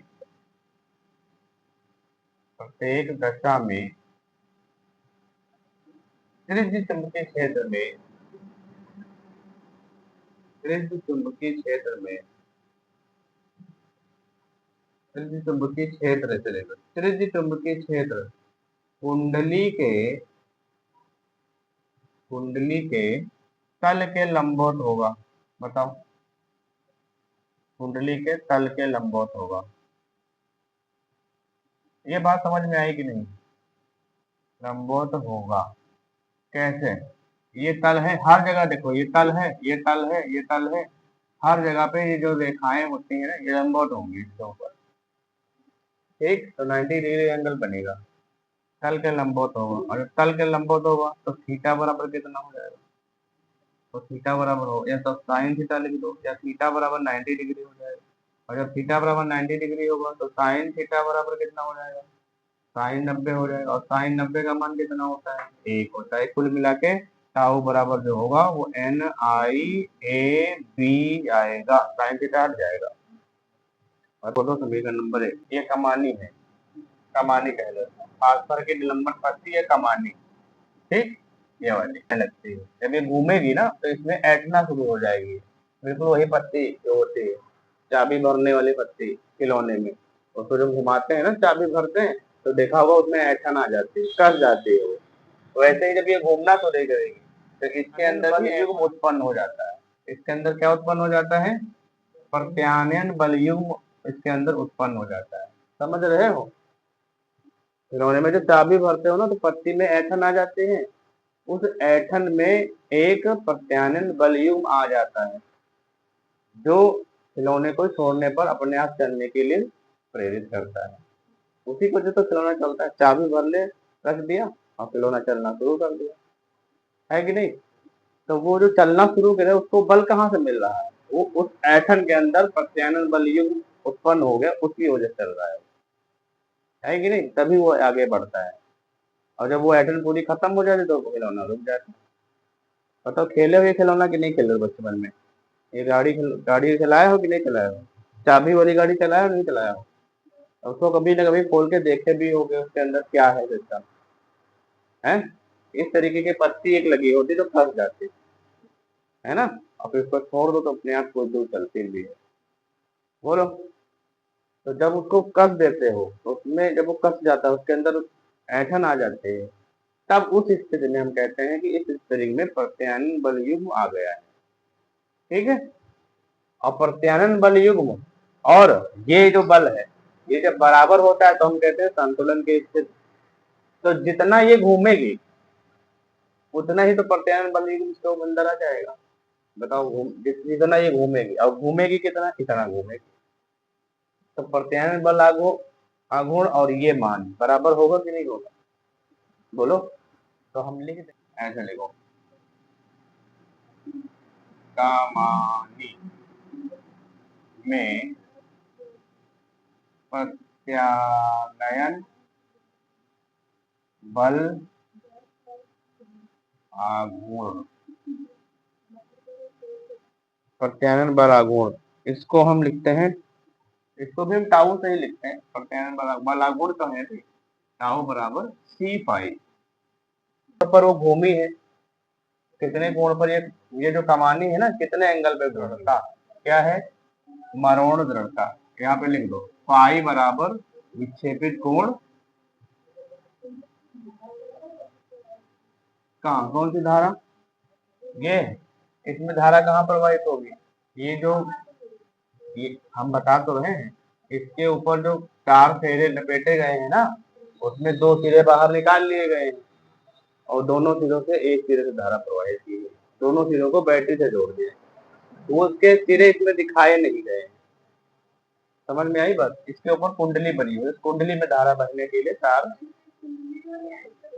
हाँ ये कुंडली है, ये तो क्रोड है, इसके ऊपर कुंडली ऐसे लिपटी हुई है, तार लिपटे हुए हैं इस तरीके से, तार लिपटे हुए हैं, और यहाँ कहीं दूसरी पीछे की तरफ, ये साइड की तरफ से दो तार निकले हैं और उस दो तार में धारा बह रही है, समझ में आ रही बात की नहीं, बोलो, हाँ, यहाँ पे पाई क्या है, विक्षेपित कोण है, किसका विक्षेपित कोण है, इस कमानी का विक्षेपित कोण है, बोलो, अच्छा, और सी क्या है, सी है मरोड़ दृढ़ता, दृढ़ता गुणांक, मरोड़ दृढ़ता गुणांक, ठीक है, कक्षा 11 में प्रत्यास्था वाला फार्मूला पढ़े होंगे, वहां पे पढ़े होंगे दृढ़ता गुणांक क्या होता है, प्रत्यास्था गुणांक क्या होता है, याद आ रहा होगा थोड़ा बहुत, है ना, ये, तो अब क्या करेंगे, ये और ये, इसको समीकरण नंबर 2 कर लो, समीकरण, यहाँ लिख दो संतुलन, संतुलन की दशा में, संतुलन की दशा में, समीकरण 1 और 2 से, समीकरण 1 व 2 से क्या करेंगे बताओ, इधर टाउ उधर टाउ, तो ये और ये बराबर हो जाएंगे, एन आई लो, सी फाई बराबर N I A B, A B सबको पता है ना, जिसमें एन आई ए बी क्या है, सबको पता है ना, फिरोज पता है ना, पता बताओ, ये एन आई ए बी क्या है, ये पता है ना, ये फेरों की संख्या है, ये कुंडली में बहने वाली धारा है, ये उस कुंडली का पृष्ठ क्षेत्रफल है, और ये बी जो है ये चुंबकीय क्षेत्र है, बताओ, और टाउ उस कुंडली पर लगने वाला बल आघूर्ण है, पढ़ चुके हो ना, यहाँ पे टाउ क्या है, इस कमानी या स्प्रिंग के ऊपर लगने वाला प्रत्यानयन बल आघूर्ण है, देखो लिखा हुआ, सी क्या है, विक्षेपित कोण, कितने कोण पर ये घूमा, जैसे इसमें कोण था ऐसे इसमें भी तो कोण हो सकता है प्रत्यानयन बल आघूर्ण में, तो वही वाला तो हो पाई लिखा, अच्छा सी क्या है, सी है मरोड़ दृढ़ता, मरोड़ दृढ़ता गुणांक, मरोड़ दृढ़ता गुणांक है, इसका मान जितने ज्यादा होगा स्प्रिंग उतने ज्यादा अपने अंदर, उतने ज्यादा ये कस जाएगी, उतने ज्यादा घूम जाएगी, समझ में आई बात, बोलो, तो इसमें और इसमें ये संतुलन के स्थिति में दोनों बराबर हो जाते हैं, बराबर हो जाते तो ये इधर टाउ तो ये दोनों भी बराबर हो जाएंगे, अब ये देखो इसमें आई का मान कितना होगा, आई बराबर कितना होगा, ये तीनों मान इधर आ जाएंगे बटे में, तो क्या बनेगा, ये बनेगा सी फाई एन ए बी, बताओ आई का मान निकला कि नहीं निकला, बोलो, कोई बोल ही नहीं रहा, आई बराबर मैंने कैसे निकाला, एन ए बी दोनों तीनों को मैंने इसके नीचे ले आए, तो इधर आई अकेला बचा, मैं घुमा के लिख दिया, आई बराबर सी पाई बटे एन ए बी, क्या डिस्कशन है, हाँ, प्रत्यानयन बल, वो जो प्रत्यानयन बल आघूर्ण कार्य कर रहा है उसका इस्तेमाल किस काम में होगा, ये तो पूछ रहे हो, उसका इस्तेमाल होगा इसको पूरा उसी अवस्था में लाने के लिए, हाँ, पुनः उसकी अवस्था में लाने के लिए, समझ रहे हो कि नहीं, बोलो, भाई एक स्प्रिंग का क्या कार्य होता है, देखो ऐसे तो होते हैं स्प्रिंग, स्प्रिंग में जब कोई दबाव नहीं पड़ रहा होता है तो ये स्प्रिंग बिल्कुल सिंपल फॉर्म में होते हैं, साधारण फॉर्म में। लेकिन जब इसके ऊपर हम बल लगाते हैं, ऐसा बल लगाते हैं नीचे की तरफ लगाते हैं, तो इसका आकार बढ़ जाता है। क्यों ऐसे बढ़ जाते हैं, यहाँ तक आ जाते हैं स्प्रिंग। बोलो, हम नीचे की तरफ बल लगा, लेकिन स्प्रिंग भी तो हमारे ऊपर उतना ही बल लगा रही होगी ऊपर की तरफ है। और जैसे हम ये वाला बल हटाएंगे, वो स्प्रिंग उस बल का इस्तेमाल कर लेगी वापस अपनी पूर्व स्थिति में आने के लिए। ये बात प्रत्यास्था वाले में पढ़े होंगे, विरूपक बल हटा लेने से वो पदार्थ पुनः अपनी उस अवस्था में आ जाता है। याद आ रहा नहीं आ रहा? तो इसका मतलब इसके अंदर क्या मौजूद है? प्रत्यानयन बल आघूर्ण मौजूद है, या प्रत्यानयन बल मौजूद है, जिसकी वजह से वो अपनी पुरानी स्थिति में आ जाता है। इसको विरूपक बल भी कहते हो। विरूपक बल याद आया कि नहीं आया? हालांकि विरूपक बल तो वो बल है जिसकी वजह से इसमें आकार में चेंज हुआ, लेकिन उसी के बराबर इसके अंदर बल होता है, इसको प्रत्यानयन बल कहते हैं। उसकी वजह से वो पुनः अपनी पुरानी स्थिति में आ जाता है। आई बात समझ में कि नहीं? तो अगर इसी तरीके से स्प्रिंग में भी जब स्प्रिंग घूमेगी तो इसके अंदर क्या उत्पन्न होगा बताओ? ऐंठन उत्पन्न होगी। इसके अंदर ऐंठन उत्पन्न होगी कि नहीं? ऐंठन होने की वजह से प्रत्यानयन बल इसके अंदर आ जाएगा, जो इसको पुनः उसी अवस्था में लाने का प्रयास करेगा। भाई जब धारा बहेगी तो जैसे मान लिया यहाँ पे जीरो था, यहाँ पे जीरो था, तो यहाँ पे थी। जैसे तुमने धारा बहाई, इसके अंदर धारा प्रवाहित की, धारा प्रवाहित होने से कुंडली में ऊपर बलागुण कार्य किया, बलागुण कार्य किया तो सुई इधर की तरफ, कुंडली घूमी तो सुई इधर घूम गई। अब मान लिया 2 एम्पियर धारा बह रही, तो यहाँ पे 2 नंबर लिखे हैं, इधर घूम गई। बोलो घूम गई कि नहीं घूम गई? इसको यहाँ तक कौन घुमाया? ये घुमाया। इसने घुमाया नहीं घुमाया? बोलो, इसने घुमाया। अब ये भी काम कर रहा और ये भी तो काम कर रहा है इस कुंडली के ऊपर, क्योंकि इसके अंदर ऐठन नहीं आ गई। जब ये घूमी तो इसके अंदर ऐठन आई नहीं आई, और ऐठन आई तो ये भी तो काम करने लगा, प्रत्यानयन बलागुण काम करने लगा कि नहीं? अब जैसे ही तुम धारा हटाओगे, वैसे सुई को जीरो पे आना पड़ेगा कि नहीं? कि 2 ही पे अटकी रहेगी? आना पड़ेगा कि नहीं आना पड़ेगा? और उसको कौन लाएगा? जीरो पे को वापस कौन लाएगा? प्रत्यानयन बलागुण का लाएगा। अब बात समझ में आई? तो जब ये सुई 2 पे अटकी होगी, उस समय ये बल और ये बल बराबर होंगे कि नहीं होंगे? होंगे। ये पेन नीचे गिर रहा है तो इसका मतलब इसके ऊपर भार लग रहा है, बल लग रहा है। लेकिन अगर इसको हम यहाँ पे पकड़ लें तो इसका मतलब इसके ऊपर 2 बल लगने लगे, एक नीचे की तरफ और एक ऊपर की तरफ, और दोनों बराबर हैं, इसलिए ये रुक गया। संतुलन की स्थिति में दोनों बराबर हो जाएंगे। तो बताओ आई बराबर सी पाई बटे एन ए बी समझ में जो है आई बराबर, इसमें जो सी है, सी क्या है बताओ? सी है मरोड़ जड़ता गुणांक, और बटे एन क्या है? घेरों की संख्या है। ए क्या है? उस कुंडली की प्रच क्षेत्रफल है। बी क्या है? चुंबकीय क्षेत्र। इन तीनों चारों के मान फिक्स होंगे कि नहीं होंगे? तो ये फिक्स होंगे तो इनको क्या कहेंगे? नियतांक कह लेंगे। क्या कहेंगे? नियतांक कहेंगे।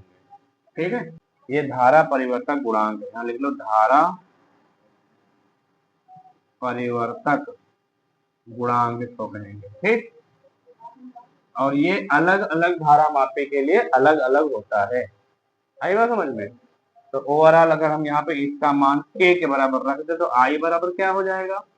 इसको हटा देंगे, यहाँ पे k आ जाएगा, तो k पाई आ जाएगा। बोलो, इस पे न्यूमेरिकल इस तरीके से पूछते हैं कि धारा मापी परिवर्तक गुणांक दे देते हैं, पूछते बताओ उसमें कितनी धारा बहेगी, k का मान दे देते हैं, पाई का मान दे देते हैं। समझ में आई बात? मैंने k यहाँ पे क्यों लिखा? क्योंकि 4 चीजें जो है ये फिक्स है, नहीं है फिक्स? ये 4 चीजें फिक्स हो जाएगी। अगर धारा इसमें प्रवाहित होगी तो धारा ही बदलेगी, न बी बदलेगा, न सी बदलेगा, न ए बदलेगा, न बी एन बदलेगा। बदलेगा? सिर्फ धारा ही तो बदलेगी। तो जो नहीं बदलेगा वो उसका मान फिक्स रहेगा, और उसका मान फिक्स रहेगा तो उसको हम नेतांक कहेंगे, और उस नेतांक का क्या नाम होगा? धारा परिवर्तक गुणांक। बोलो, इसलिए उसको मैंने क्या मान लिया और यहाँ रख दिया, तो सूत्र बन गया आई बराबर। ये जो है इसके समानुपाती है धारा, है ना? धारा परिवर्तक गुणांक के समानुपाती है धारा के। ठीक है, तो जल्दी से लिखो, फिर हम आगे बात करते हैं। बहुत जल्दी उतारो। अब हम पढ़ेंगे सुग्राह्यता के बारे में, सेंसिटिविटी। धारा मापी की वोल्टेज सुग्राह्यता, दो प्रकार की सुग्राह्यता, धारा मापी होगी तो उसकी जो है धारा की सुग्राह्यता लिखेंगे, और अगर विभव मापी है तो उसकी वोल्टेज सुग्राह्यता के बारे में लिखेंगे। परिभाषा दोनों में से कोई भी पूछी जाती है। धारा मापी होगी तो धारा मापी की धारा की सुग्राह्यता होगी, बोलो। और वोल्ट मीटर होगा या विभव मापी तो उसके लिए हम क्या लिखेंगे, वोल्टेज सुग्राह्यता। तो एक काम करते हैं, एक बीच में लाइन खींचेंगे यहाँ पे, इधर धारा की सुग्राह्यता, इधर वोल्टेज की सुग्राह्यता, ताकि अच्छे समझ में आ जाए। तो किस तरीके से एक लाइन खींचो, यहाँ लिखो धारा मापी की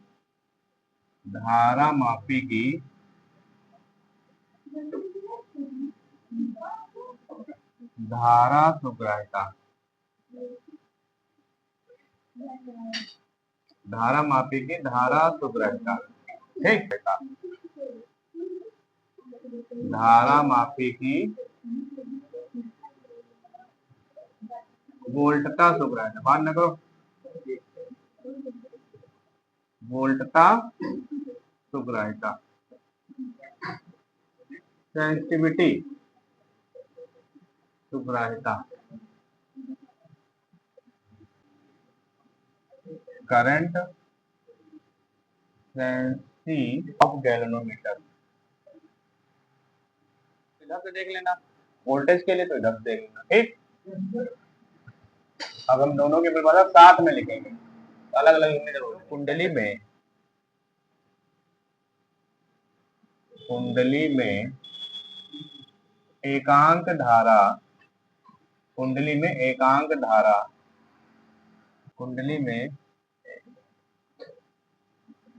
कुंडली में प्रति एकांक धारा, कुंडली में प्रति एकांक धारा हेतु उत्पन्न, कुंडली में प्रति एकांक धारा हेतु उत्पन्न विक्षेप को, उत्पन्न विक्षेप, अब कौन सा विक्षेप बताओ, विक्षेप का मतलब कोणीय विक्षेप, पाई जिसको कहा था, ठीक है। एकांक धारा उत्पन्न करने को कहते हैं धारा सुग्राह्यता, को धारा सुग्राह्यता कहते हैं। बताओ, आसान है। एकांक प्रति एकांक धारा को उत्पन्न करने के लिए जो इतना विक्षेप होता है कुंडली में, ठीक है, विक्षेप, कोणीय विक्षेप होता है, उसको कहते हैं धारा सुग्राह्यता कहते हैं, धारा सुग्राह्यता कहते हैं। इसे यस आई से प्रदर्शित करते हैं, इसे यस आई से व्यक्त करते हैं। अब बिल्कुल सेम ऐसे ही परिभाषा वोल्टेज के लिए हम लिखते हैं, ऐसे लिखेंगे। देखो, कुंडली में प्रति एकांक धारा की जगह क्या लिखोगे, वोल्टेज, वोल्टेज को या वोल्टेज हेतु उत्पन्न विक्षेप, उत्पन्न विक्षेप को वोल्टेज सुग्राह्यता कहते हैं,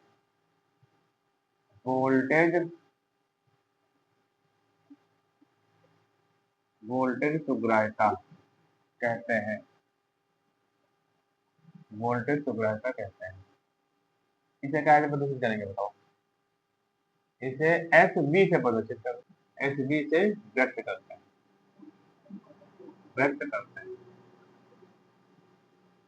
पता समझ में आई दोनों की है। एकांक धारा उत्पन्न करने के लिए लिख लो, क्योंकि आई धारा प्रवाहित, सूत्र भी लिख देंगे, प्रवाहित करने में विक्षेप, आई धारा प्रवाहित करने में विक्षेप, बताओ कितना विक्षेप इधर हुआ, पाई मैंने माना था। एकांक धारा प्रवाहित करने में कितना विक्षेप होगा, एक एक नियम पढ़े हो ना, एकांक धारा प्रवाहित करने में विक्षेप बताओ कितना होगा, एकांक धारा प्रवाहित करने में कितना विक्षेप होगा बताओ।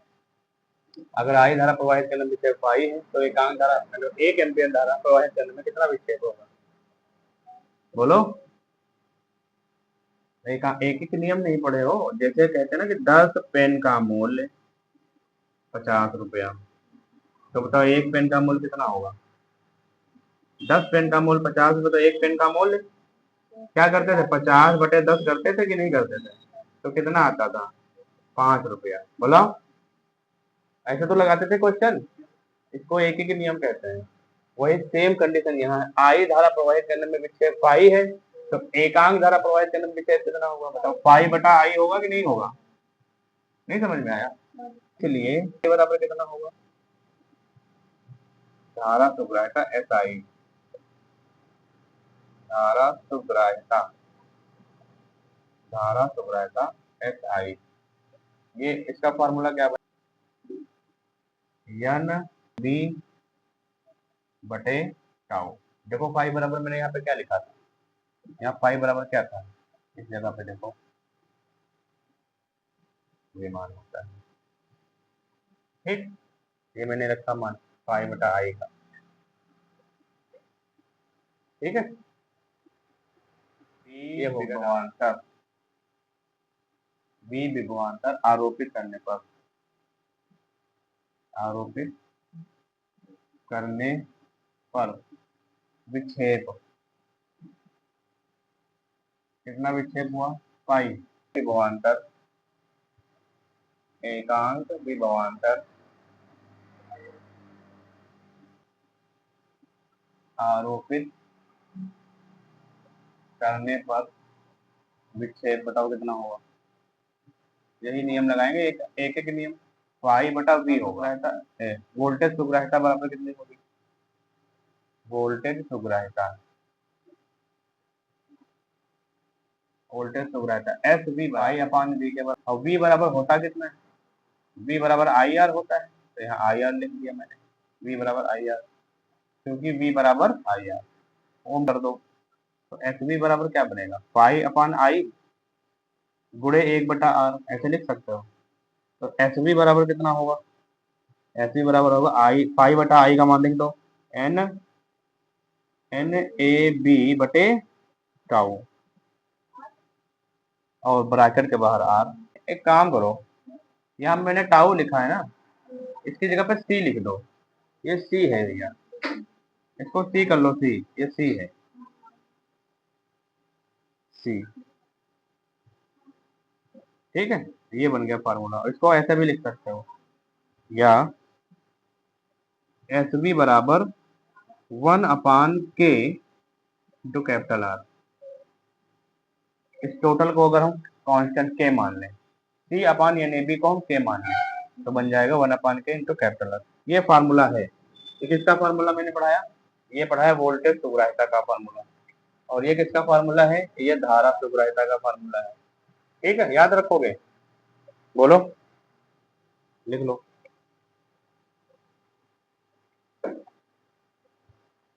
इसमें सी जो है मरोड़ दृढ़ता गुणांक है, ठीक है। सी क्या है, मरोड़ दृढ़ता गुणांक है, सी मरोड़ दृढ़ता गुणांक। किसी को कोई कंफ्यूजन पूछ सकते हो, लो दिखाओ जरा कहाँ पे, किसी को कोई कंफ्यूजन तो नहीं है इन दोनों में, बताओ। अगर धारा की सुग्राह्यता पूछेगा तो ये फार्मूला, वोल्टेज की सुग्राह्यता तो ये फार्मूला। याद, यहाँ से अगर हम आई का मान निकालेंगे, तो आई बराबर क्या होता है, सी पाई बटा एन ए बी तो होता है, बोलो। अब इसका मान जब यहाँ रखेंगे, यहाँ पे, यहाँ पे आई बराबर सी पाई एन ए बी, किसकी जगह पे, आई की जगह पे, पाई बटे सी पाई बटे एन ए बी, ऐसे मान रखेंगे तो एन ए बी ऊपर चला जाएगा और पाई से पाई कट जाएगा, एन ए बी बटा सी बचेगा कि नहीं बचेगा, वही लिखा है। तो अगर कोई कंफ्यूजन दिमाग में आता है कहीं पर भी, तो यही कहीं ब्रैकेट में लिख लो, यहाँ पे वो वाला फार्मूला, आई बराबर, क्योंकि आई बराबर सी फाई बटे एन ए बी होता है, यही फार्मूला इसमें इस्तेमाल किया गया है। समझ, आई का मान ये वाला रखा गया है, सी फाई बटे एन ए बी, यहाँ रखा गया है, यहाँ रखा गया है। और जब ये मान यहाँ रखोगे तो ये बन जाएगा एन ए बी बटा सी, बोलो, बताओ। आज हम आपको क्या पढ़ाने जा रहे हैं, आज हम पढ़ाएंगे धारा मापी का अमीटर में तथा वोल्ट मीटर में रूपांतरण। इससे पहले हमने धारा मापी पढ़ा दिया, उसकी क्रियाविधि पढ़ा दी है ना, धारा मापी पढ़ा है ना। दो प्रकार के, लिखित और निलंबित धारा मापी। बोलो। तो वो जो धारा मापी है उसको हम अमीटर में और वोल्ट मीटर में बदल सकते हैं। बताया तो ना मैंने। अमीटर क्या करता है? अमीटर विद्युत धारा के मान को बताता है। अमीटर क्या करता है? परिपथ में धारा के मान को बताता है, आई के मान को बताता है। वोल्ट मीटर क्या करता है? वोल्ट मीटर परिपथ के वी के मान को बताता है, यानी कि वैद्युत विभवांतर के मान को बताता है। ये बात क्लियर है? अमीटर और वोल्ट मीटर का काम। अमीटर क्या बताता है? परिपथ में विद्युत धारा के मान को बताता है। और वोल्ट मीटर विभवांतर का मान बताता है। दोनों अलग अलग मान बताते हैं, ठीक है। और अमीटर को परिपथ में श्रेणी क्रम में जोड़ना चाहिए। ये श्रेणी क्रम में जुड़ता है। श्रेणी क्रम का मतलब कैसे? दो तार हैं, दो तार में से कोई एक तार काट दो और उसमें अमीटर लगा दो तो वो काम करेगा, ठीक है। श्रेणी क्रम इसका मतलब ये हुआ। और वोल्ट मीटर को समांतर क्रम में जोड़ना चाहिए। समांतर क्रम में जोड़ा जाता है, परिपथ में समांतर क्रम में जोड़ा जाता है वोल्ट मीटर को, ठीक। ये बात क्लियर हो गई। अब देखो जरा, हम यहाँ पर हमारे पास जैसे मान लिया धारा मापी है, तो धारा मापी में से कौन से परिवर्तन करेंगे? ऐसा क्या करेंगे जिससे वो अमीटर बन जाए, मतलब वो धारा का ही मान बताए। और फिर उसमें हम क्या चेंज करेंगे जिससे वो वोल्ट मीटर बन जाए? केवल विभवांतर का मान बताए, अगर उसको हम समांतर क्रम में जोड़ दे तो ऐसे क्या चेंज करेंगे, तो बहुत ध्यान से समझना। यहाँ पे मैंने देखो एक तरफ अमीटर लिखा है, दूसरी तरफ वोल्ट मीटर लिखा है। अमीटर इसलिए लिखा है क्योंकि अमीटर में चेंज करने के लिए हमको ये परिस्थितियां लानी पड़ेगी, ध्यान से समझना। अब वोल्ट मीटर के लिए हमको ये परिस्थितियां दिखानी पड़ेगी, इसलिए मैंने चार डायग्राम बना रखे, चार परिपथ बना रखे, ठीक है। और इसका इधर जो है अमीटर के बारे में हमको ज्ञात करना, इसलिए मैंने इधर यहाँ अमीटर बना रखा है। ये देखो मैंने इधर वोल्ट मीटर बना रखा है, ठीक है। इसमें आगे बढ़ने से पहले एक बात ध्यान रखना, जो एक आदर्श अमीटर होता है, आदर्श अमीटर, आदर्श आदर्श अमीटर, एक जो आदर्श अमीटर होता है उसका जो प्रतिरोध होता है, आदर्श अमीटर का प्रतिरोध वो शून्य होता है। कितना होता है? शून्य। एक आदर्श अमीटर का प्रतिरोध कितना होता है? शून्य होता है। याद रखोगे ये बात है। लेकिन दुनिया में कोई चीज आदर्श तो होती नहीं। और इसी तरीके से एक आदर्श वोल्ट मीटर जो होता है, आदर्श वोल्ट मीटर, वोल्ट मीटर, इसका जो प्रतिरोध होता है, आदर्श वोल्ट मीटर का प्रतिरोध अनंत होता है। कितना? अनंत होता है। ये बात याद रखोगे? बताओ। आदर्श वोल्ट मीटर, आदर्श अमीटर का प्रतिरोध कितना होता है? शून्य होता है। जितने ज्यादा कम प्रतिरोध होगा वो अमीटर उतना अच्छा रीडिंग बताएगा, अच्छी वो उतना ही सटीक रीडिंग बताएगा, उसकी शुभ्रता उतनी ज्यादा होगी। जितने उसका प्रतिरोध शून्य के, शून्य तो नहीं हो सकता क्योंकि आदर्श कोई चीज होती नहीं है। क्यों? आदर्श का मतलब कि वो हर चीज को फॉलो करे, हर नियम को फॉलो करे, है ना। कोई भी इंसान आदर्श नहीं होता, कोई व्यक्ति आदर्श नहीं होता, कोई आदर्श गैस नहीं होती है। कोई आदर्श गैस का नाम पढ़े होगे कक्षा 10 में, 9 में, 11 में भी पढ़े होगे आदर्श गैस समीकरण। वहां पे तुमको केमिस्ट्री का टीचर ने बताया होगा कि कोई भी गैस आदर्श नहीं होते है, लेकिन आदर्श गैस जैसी हो सकती है। नहीं? बोलो। कोई भी व्यक्ति आदर्श जीवन नहीं जी सकता, क्योंकि आदर्श जीवन जीने का मतलब है कि वो उसको हर हाल में वो सारे नियम फॉलो करने पड़ेंगे। तो हम अच्छी अच्छी बातें पढ़ते नहीं है कि रोज सुबह सूर्योदय से पहले उठना चाहिए, सदा सत्य बोलना चाहिए, है ना, अपने ऐसे बड़ों का सम्मान करना चाहिए, कभी झूठ नहीं बोलना चाहिए, चोरी नहीं करनी चाहिए। ये सब अच्छी अच्छी बातें पढ़ते हैं कि नहीं पढ़ते हैं? तो इन बातों में से कौन बातें, सब बातों को कौन फॉलो करता है बताओ? तो मतलब जितनी भी अच्छी बातें हैं उनको 100 में 100% कौन फॉलो करता है? तो करता है? नहीं करता ना। अगर करने लगे तो बहुत देवता बन जाएगा फिर, अब तो वो भगवान बन जाएगा। तो वो भी तो, अगर उसको आदर्श बनना होगा तो फिर सबको फॉलो करना पड़ेगा, हर एक बात को फॉलो करना पड़ेगा। बोलो। अब जैसे उसमें अच्छी बातों में लिखा हुआ है कि सदा सत्य बोलना चाहिए, कभी झूठ नहीं बोलना चाहिए। तो बताओ बचपन से लेकर के अब तक कितनी बार तुमने झूठ बोला होगा? पता नहीं कितनी बार झूठ बोला होगा। हैं? तो क्या आदर्श विद्यार्थी हो? नहीं हो आदर्श विद्यार्थी, और बन भी नहीं सकते। हाँ, कोशिश कर सकते हो आदर्श विद्यार्थी बनने की। आदर्श विद्यार्थी बन तो नहीं सकते, लेकिन कोशिश कर सकते हो, उससे समीप जा सकते हो, करीब हो सकते हो। समझ में आई बात? बोलो। हमको सिखाया जाता ना कि बचपन से कि कभी चोरी नहीं करनी चाहिए, लेकिन क्या ऐसा होता है कि कोई जीवन में कोई चोरी न किया हो? बताओ, किया हो नहीं किया चोरी? फ्रिज में रखा मिठाई तब तक खाया हो कि नहीं खाया हो? बिना घर में बताए नहीं खाई हो? फ्रिज में कोई चीज रखी है, चॉकलेट रखी है, तो निकाल के चुपचाप खाया हो कि नहीं खाया?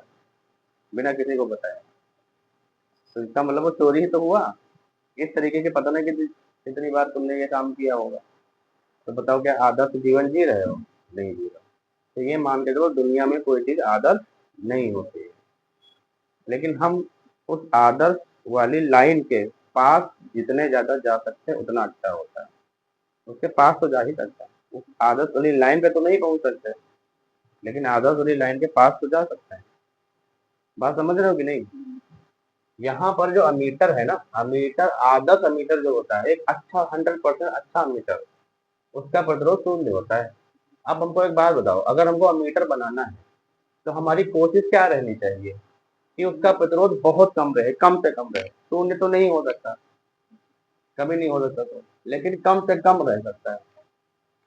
ये तो कोशिश होनी चाहिए। जब कभी भी आदर्श वोल्ट मीटर की बात करो तो देखो कि उसका प्रतिरोध कितना है। अनंत। प्रतिरोध अनंत तो नहीं कर सकते, लेकिन कोशिश ये होनी चाहिए कि प्रतिरोध अधिक से अधिक रखना चाहिए। ये बात समझ में आई कि नहीं? बोलो। बात समझ में आई है? हाँ। अब जरा इधर आ जाओ इस तरफ। अब हमारे पास मान लिया कोई धारा मापी है। दो प्रकार के धारा मापी मैंने पढ़ाया।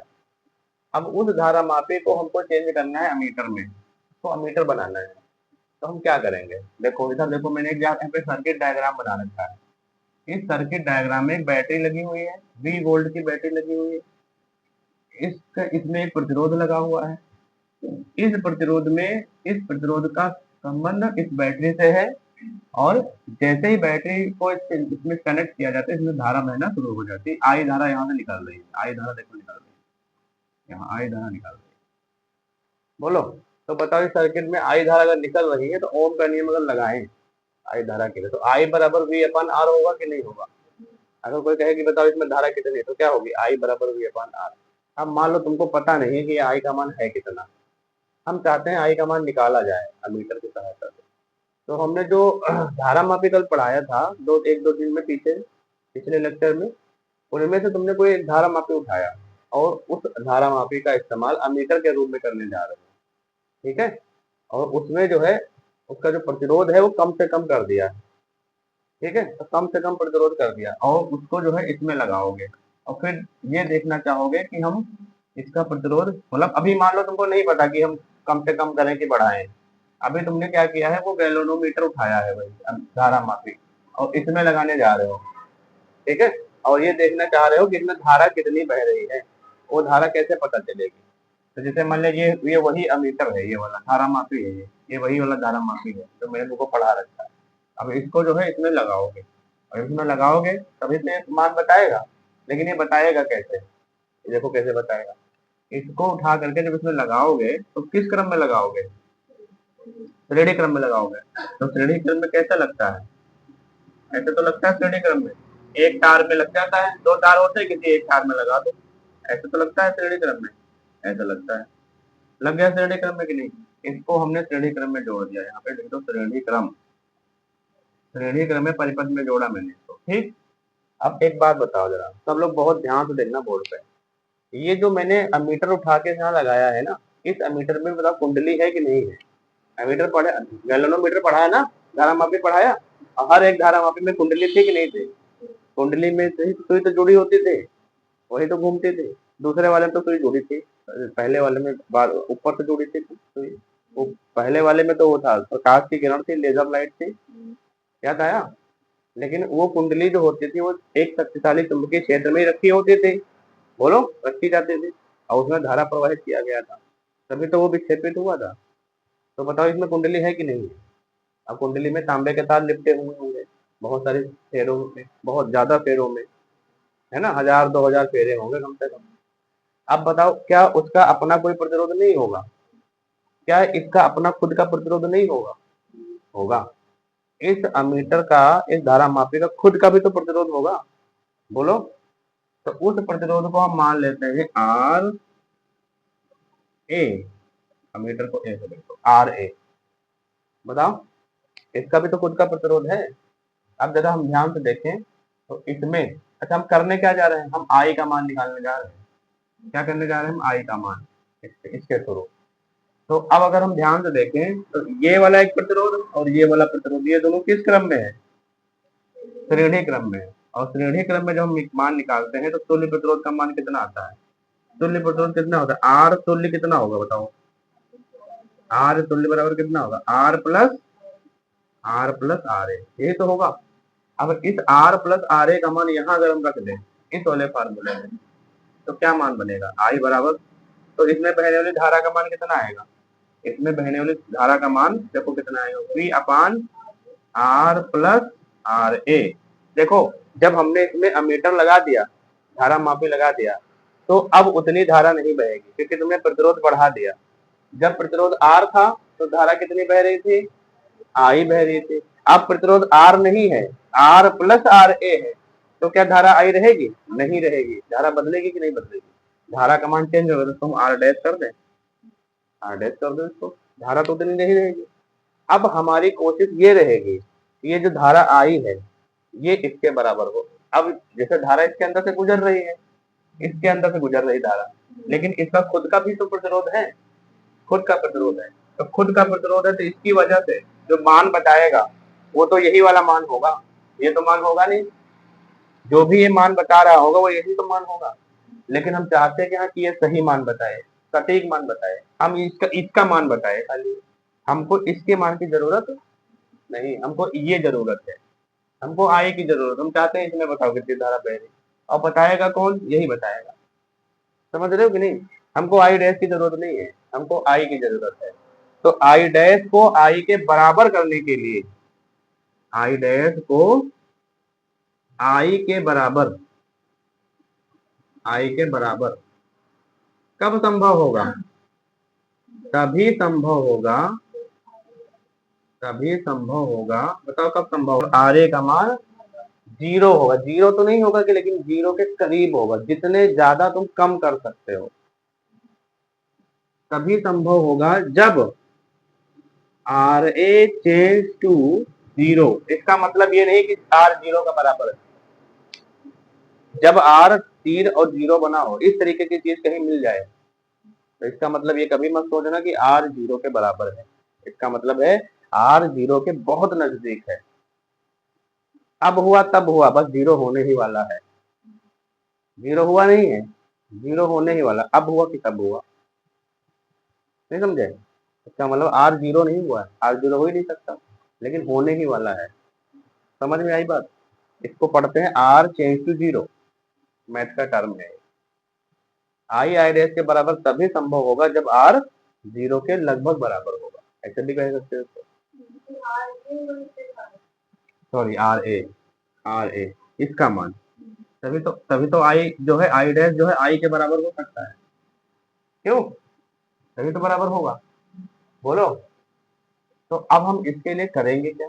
इसमें प्रतिरोध का मान कम करने के लिए क्या करेंगे? बहुत ध्यान से समझना। हम ऐसा क्या काम करें, ऐसा क्या उपाय करें कि ताकि इसके अंदर का प्रतिरोध लगभग 0 के बराबर हो जाए? ऐसा क्या करें? कुछ नहीं करना है, एक शंट लगाना है। शंट जानते हैं किसको कहते हैं? शंट, इधर लिख देता है। अभी हम शंट की डिफिनेशन लिखवा देंगे। शंट, शंट जानते हो क्या होता है? तांबे का एक तार होता है, एक तांबे का तार होता है और थोड़ा सा मोटा होता है, मोटा होता है और छोटा होता है, मोटा और छोटा, तांबे का मोटा और छोटा तार। ठीक है, तांबे का भी ले सकते हो और चांदी का भी ले सकते हो, क्योंकि चांदी की प्रतिरोधकता बहुत कम होती है, चांदी की प्रतिरोधकता बहुत कम, चालकता बहुत ज्यादा होती है। समझ गए बात? तो हम चाहते हैं कि ऐसा कोई चालक लो जिसका प्रतिरोध बहुत ज्यादा कम हो, बहुत ज्यादा कम हो। तो चांदी तो बहुत महंगी धातु है, लेकिन अगर छोटा सा चांदी का टुकड़ा मिल जाता है, थोड़ा सा मोटा हो और मोटाई ज्यादा हो, लंबाई कम हो और पहले से ही उसकी प्रतिरोधकता कम है ना, इसको शंट कहते हैं। ये है शंट। अच्छा, इस शंट का जो प्रतिरोध होता है ना, ये लगभग 0 के बराबर होता है। शंट का जो प्रतिरोध होता है वो किसके बराबर होता है? लगभग 0 के बराबर होता है। कैसे 0 के बराबर होता है पता है? देखो सब लोग बोर्ड पे, तुम लोगों ने फार्मूला पढ़ा है ये वाला, आर बराबर ए, रो बराबर आर ए अपान एल। ये फार्मूला पढ़े हो कि नहीं पढ़े? पढ़े हो? देखो, इसकी प्रतिरोधकता लगभग 0 बराबर होती है। कैसे? सबसे पहली बात, ये एक चांदी का बना हुआ धातु है, चांदी का बना है। तो चांदी का बना तो पहले तो अपने ही पदार्थ की वजह से ही इसका प्रतिरोध कम होगा, होगा कि नहीं होगा? पहली बात तो इसके पदार्थ पदार्थ की वजह से प्रतिरोध कम होगा।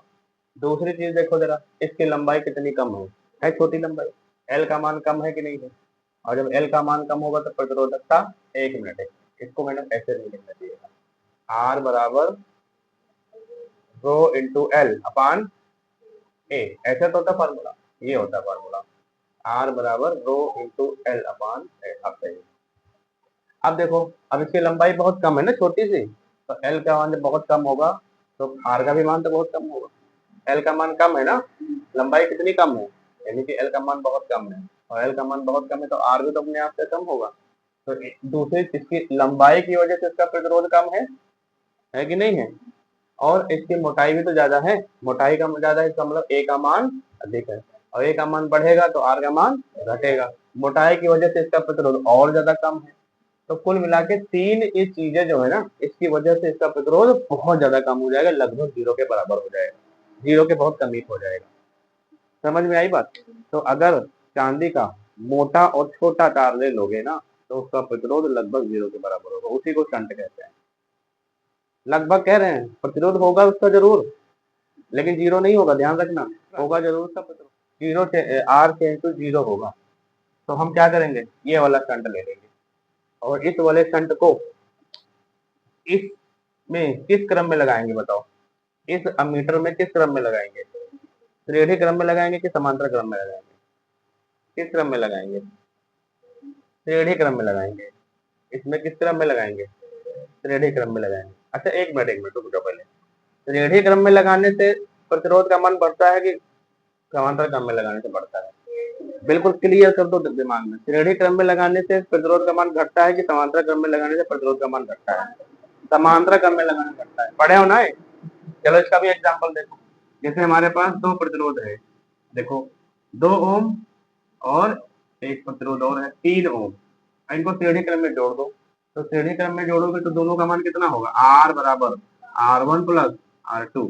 तो आर बराबर कितना होगा? 2 प्लस 3, आर बराबर 5 ओम। नहीं तो होगा। और इन्हीं प्रतिरोधों को अगर हम समांतर क्रम में जोड़ दें, ऐसे ऐसे जोड़ दें, ऐसे इस तरीके से 2 और 3 ओम। अब इनका अगर समांतर क्रम में निकालेंगे तो 1/R बराबर क्या होता है? 1/R1 यानी कि 1/2 और प्लस 1/R2 यानी कि 1/3। बताओ, ये तो फार्मूला लगाए हो, बड़े हो। तो 1/R बराबर होगा 3 प्लस 2/6 बराबर 5/6। तो R बराबर हो जाएगा 6/5। तो R बराबर कितना हो जाएगा?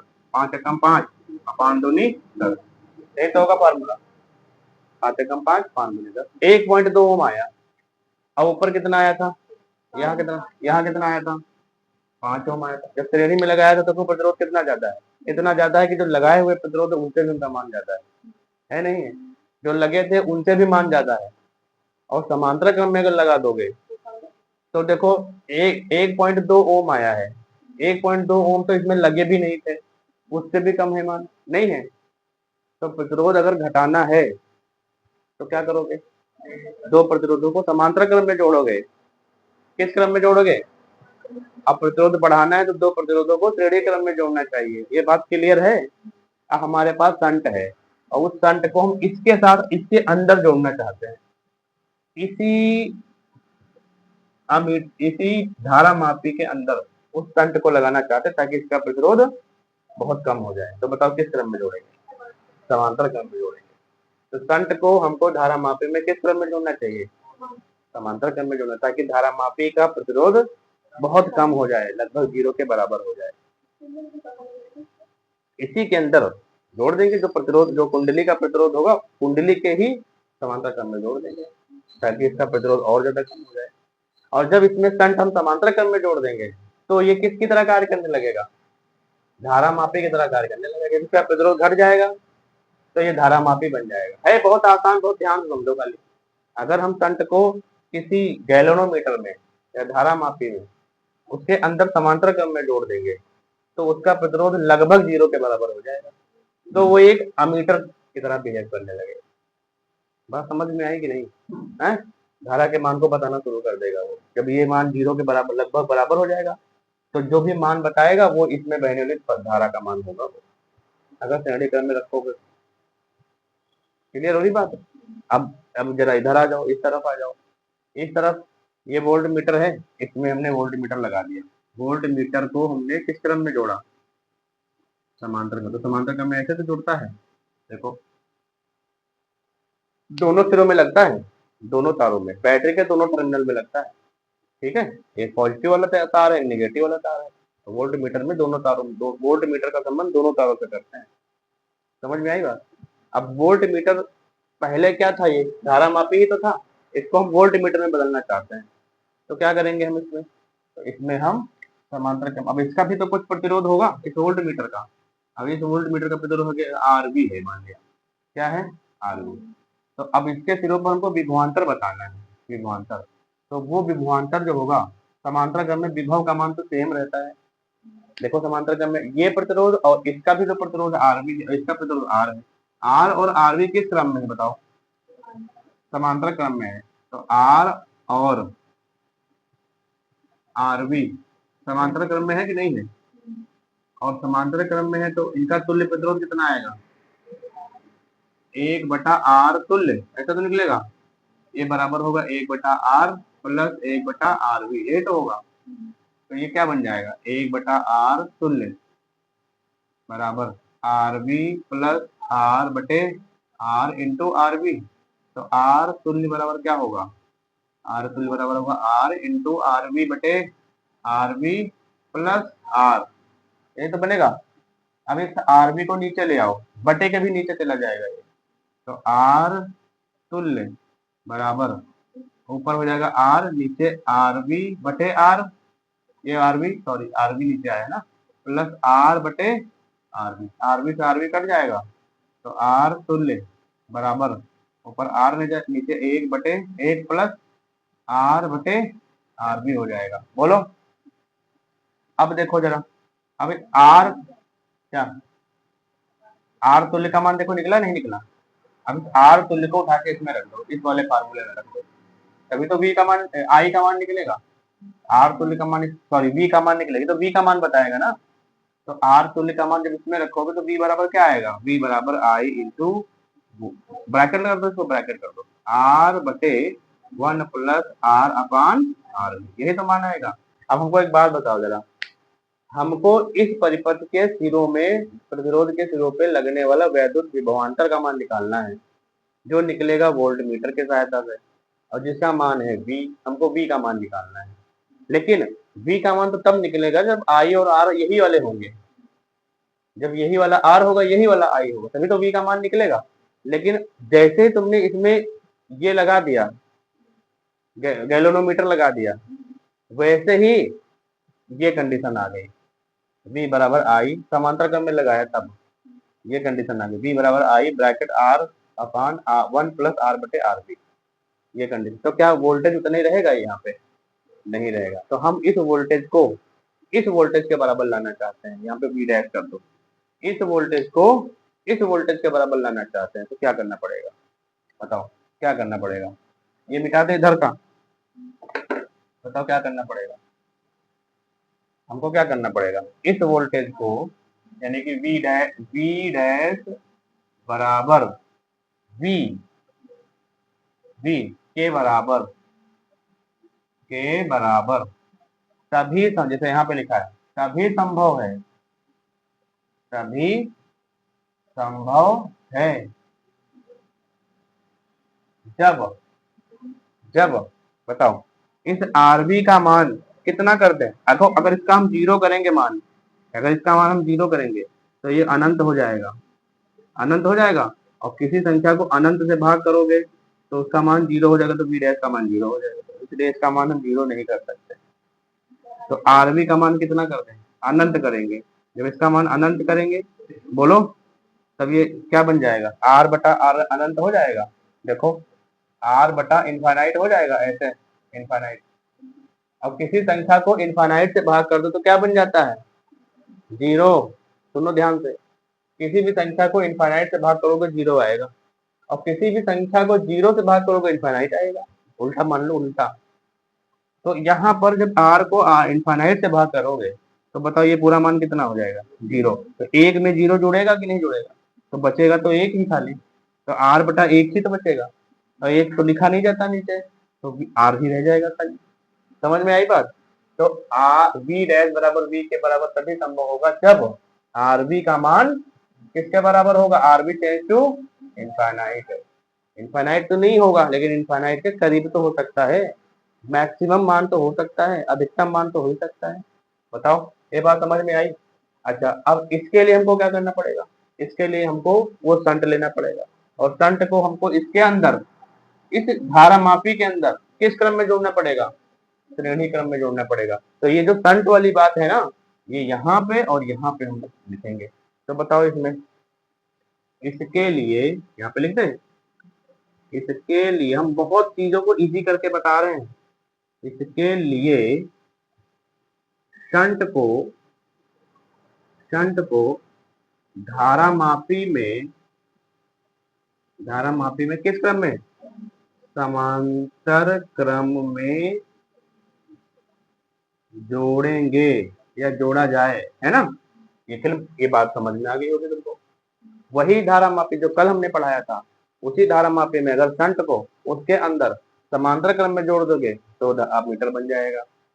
क्या बन जाएगा, मीटर बन जाएगा।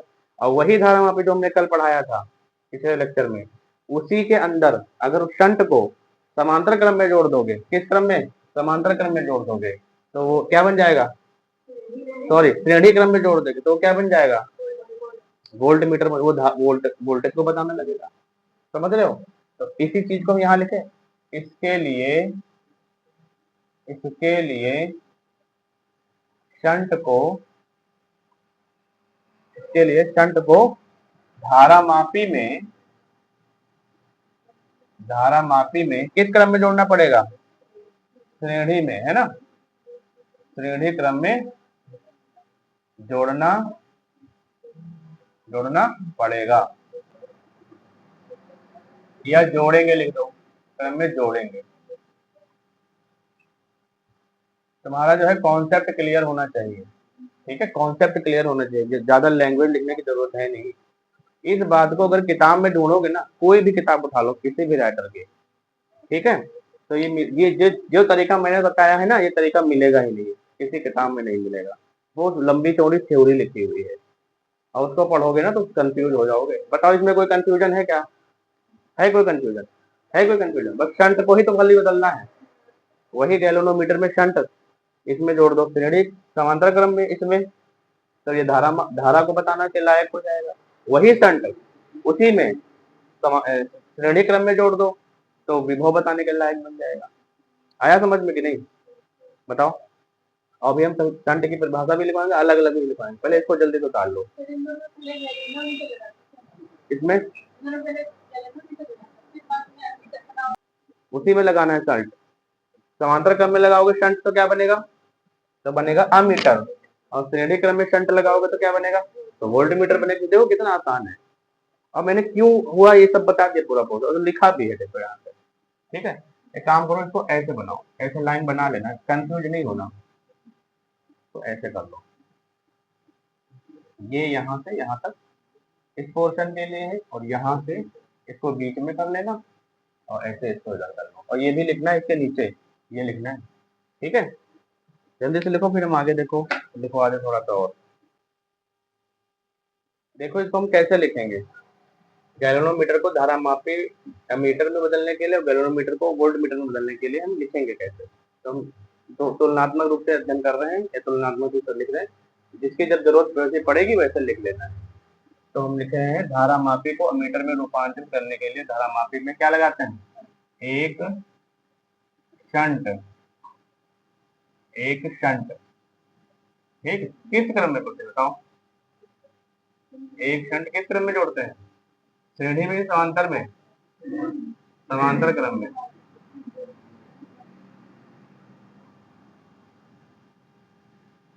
एक शंट और ब्रैकेट में लो शंट जिसका प्रतिरोध निम्न होता है, निम्न प्रतिरोध, शंट ब्रैकेट में लो निम्न प्रतिरोध।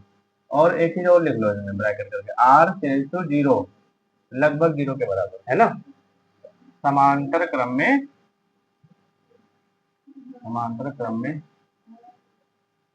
जोड़ देते हैं, जोड़ देते हैं। अब यही इसी पे हम शंट की परिभाषा भी लिख देंगे, यहाँ से भी लिख देंगे शंट। देखो तांबा लिख दो, तांबे या चांदी लिख दो, है ना। तांबे या चांदी के छोटे व मोटे तार को, छोटे व मोटे तार को शंट कहते हैं। बताओ, है कठिन परिभाषा है, बहुत सरल है। तांबे या चांदी के छोटे व मोटे तार को शंट कहते हैं। बताओ, और इधर क्या लिखें बताओ, इधर लिखेंगे धारा मापी, धारा मापी को, धारा मापी को वोल्ट मीटर, वोल्ट मीटर में रूपांतरित,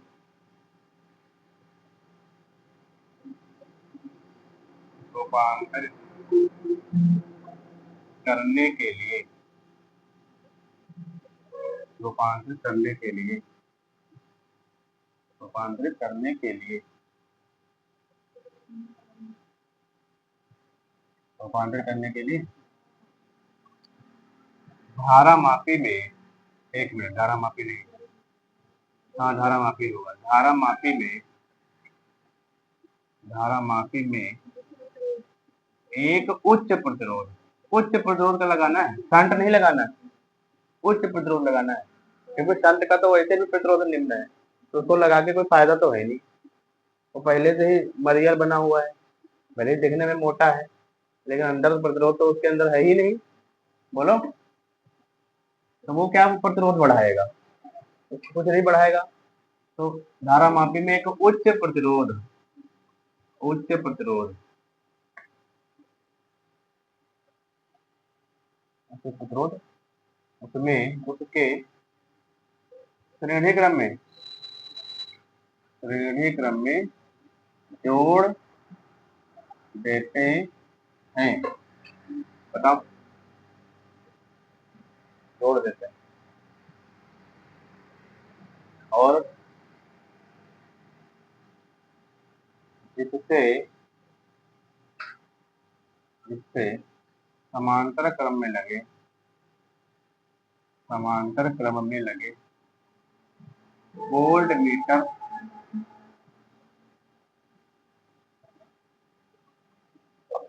परिपथ का, परिपथ का कुल विद्युत विभवांतर, परिपथ का कुल विद्युत विभवांतर का मान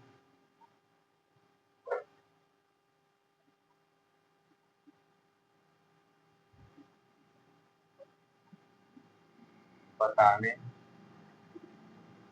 लगता है, बताने लगता है।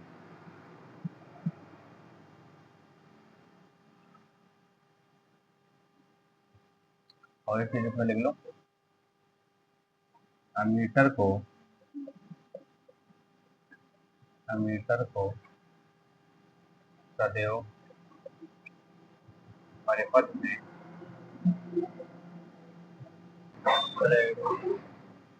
श्रेणी क्रम में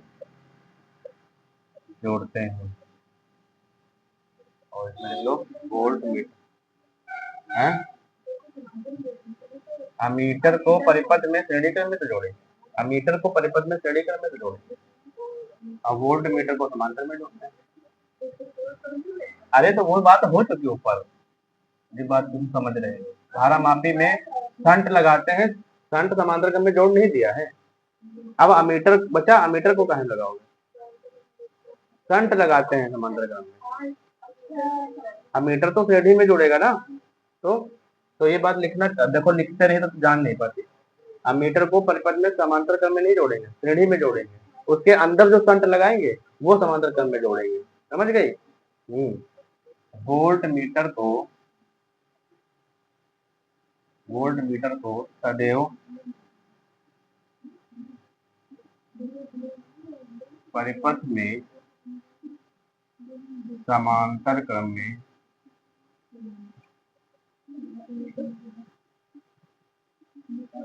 जोड़ना चाहिए या जोड़ते हैं। ठीक है। अब इसको चाहो तो और इसको लंबा कर सकते हो। मैंने इसके पहले क्या पढ़ा है वो सारी बातें यहाँ लिख सकते हो। अमीटर वाला इधर और वोल्ट मीटर वाला इधर। आप बताओ कर लोगे एग्जाम में अगर आए तो?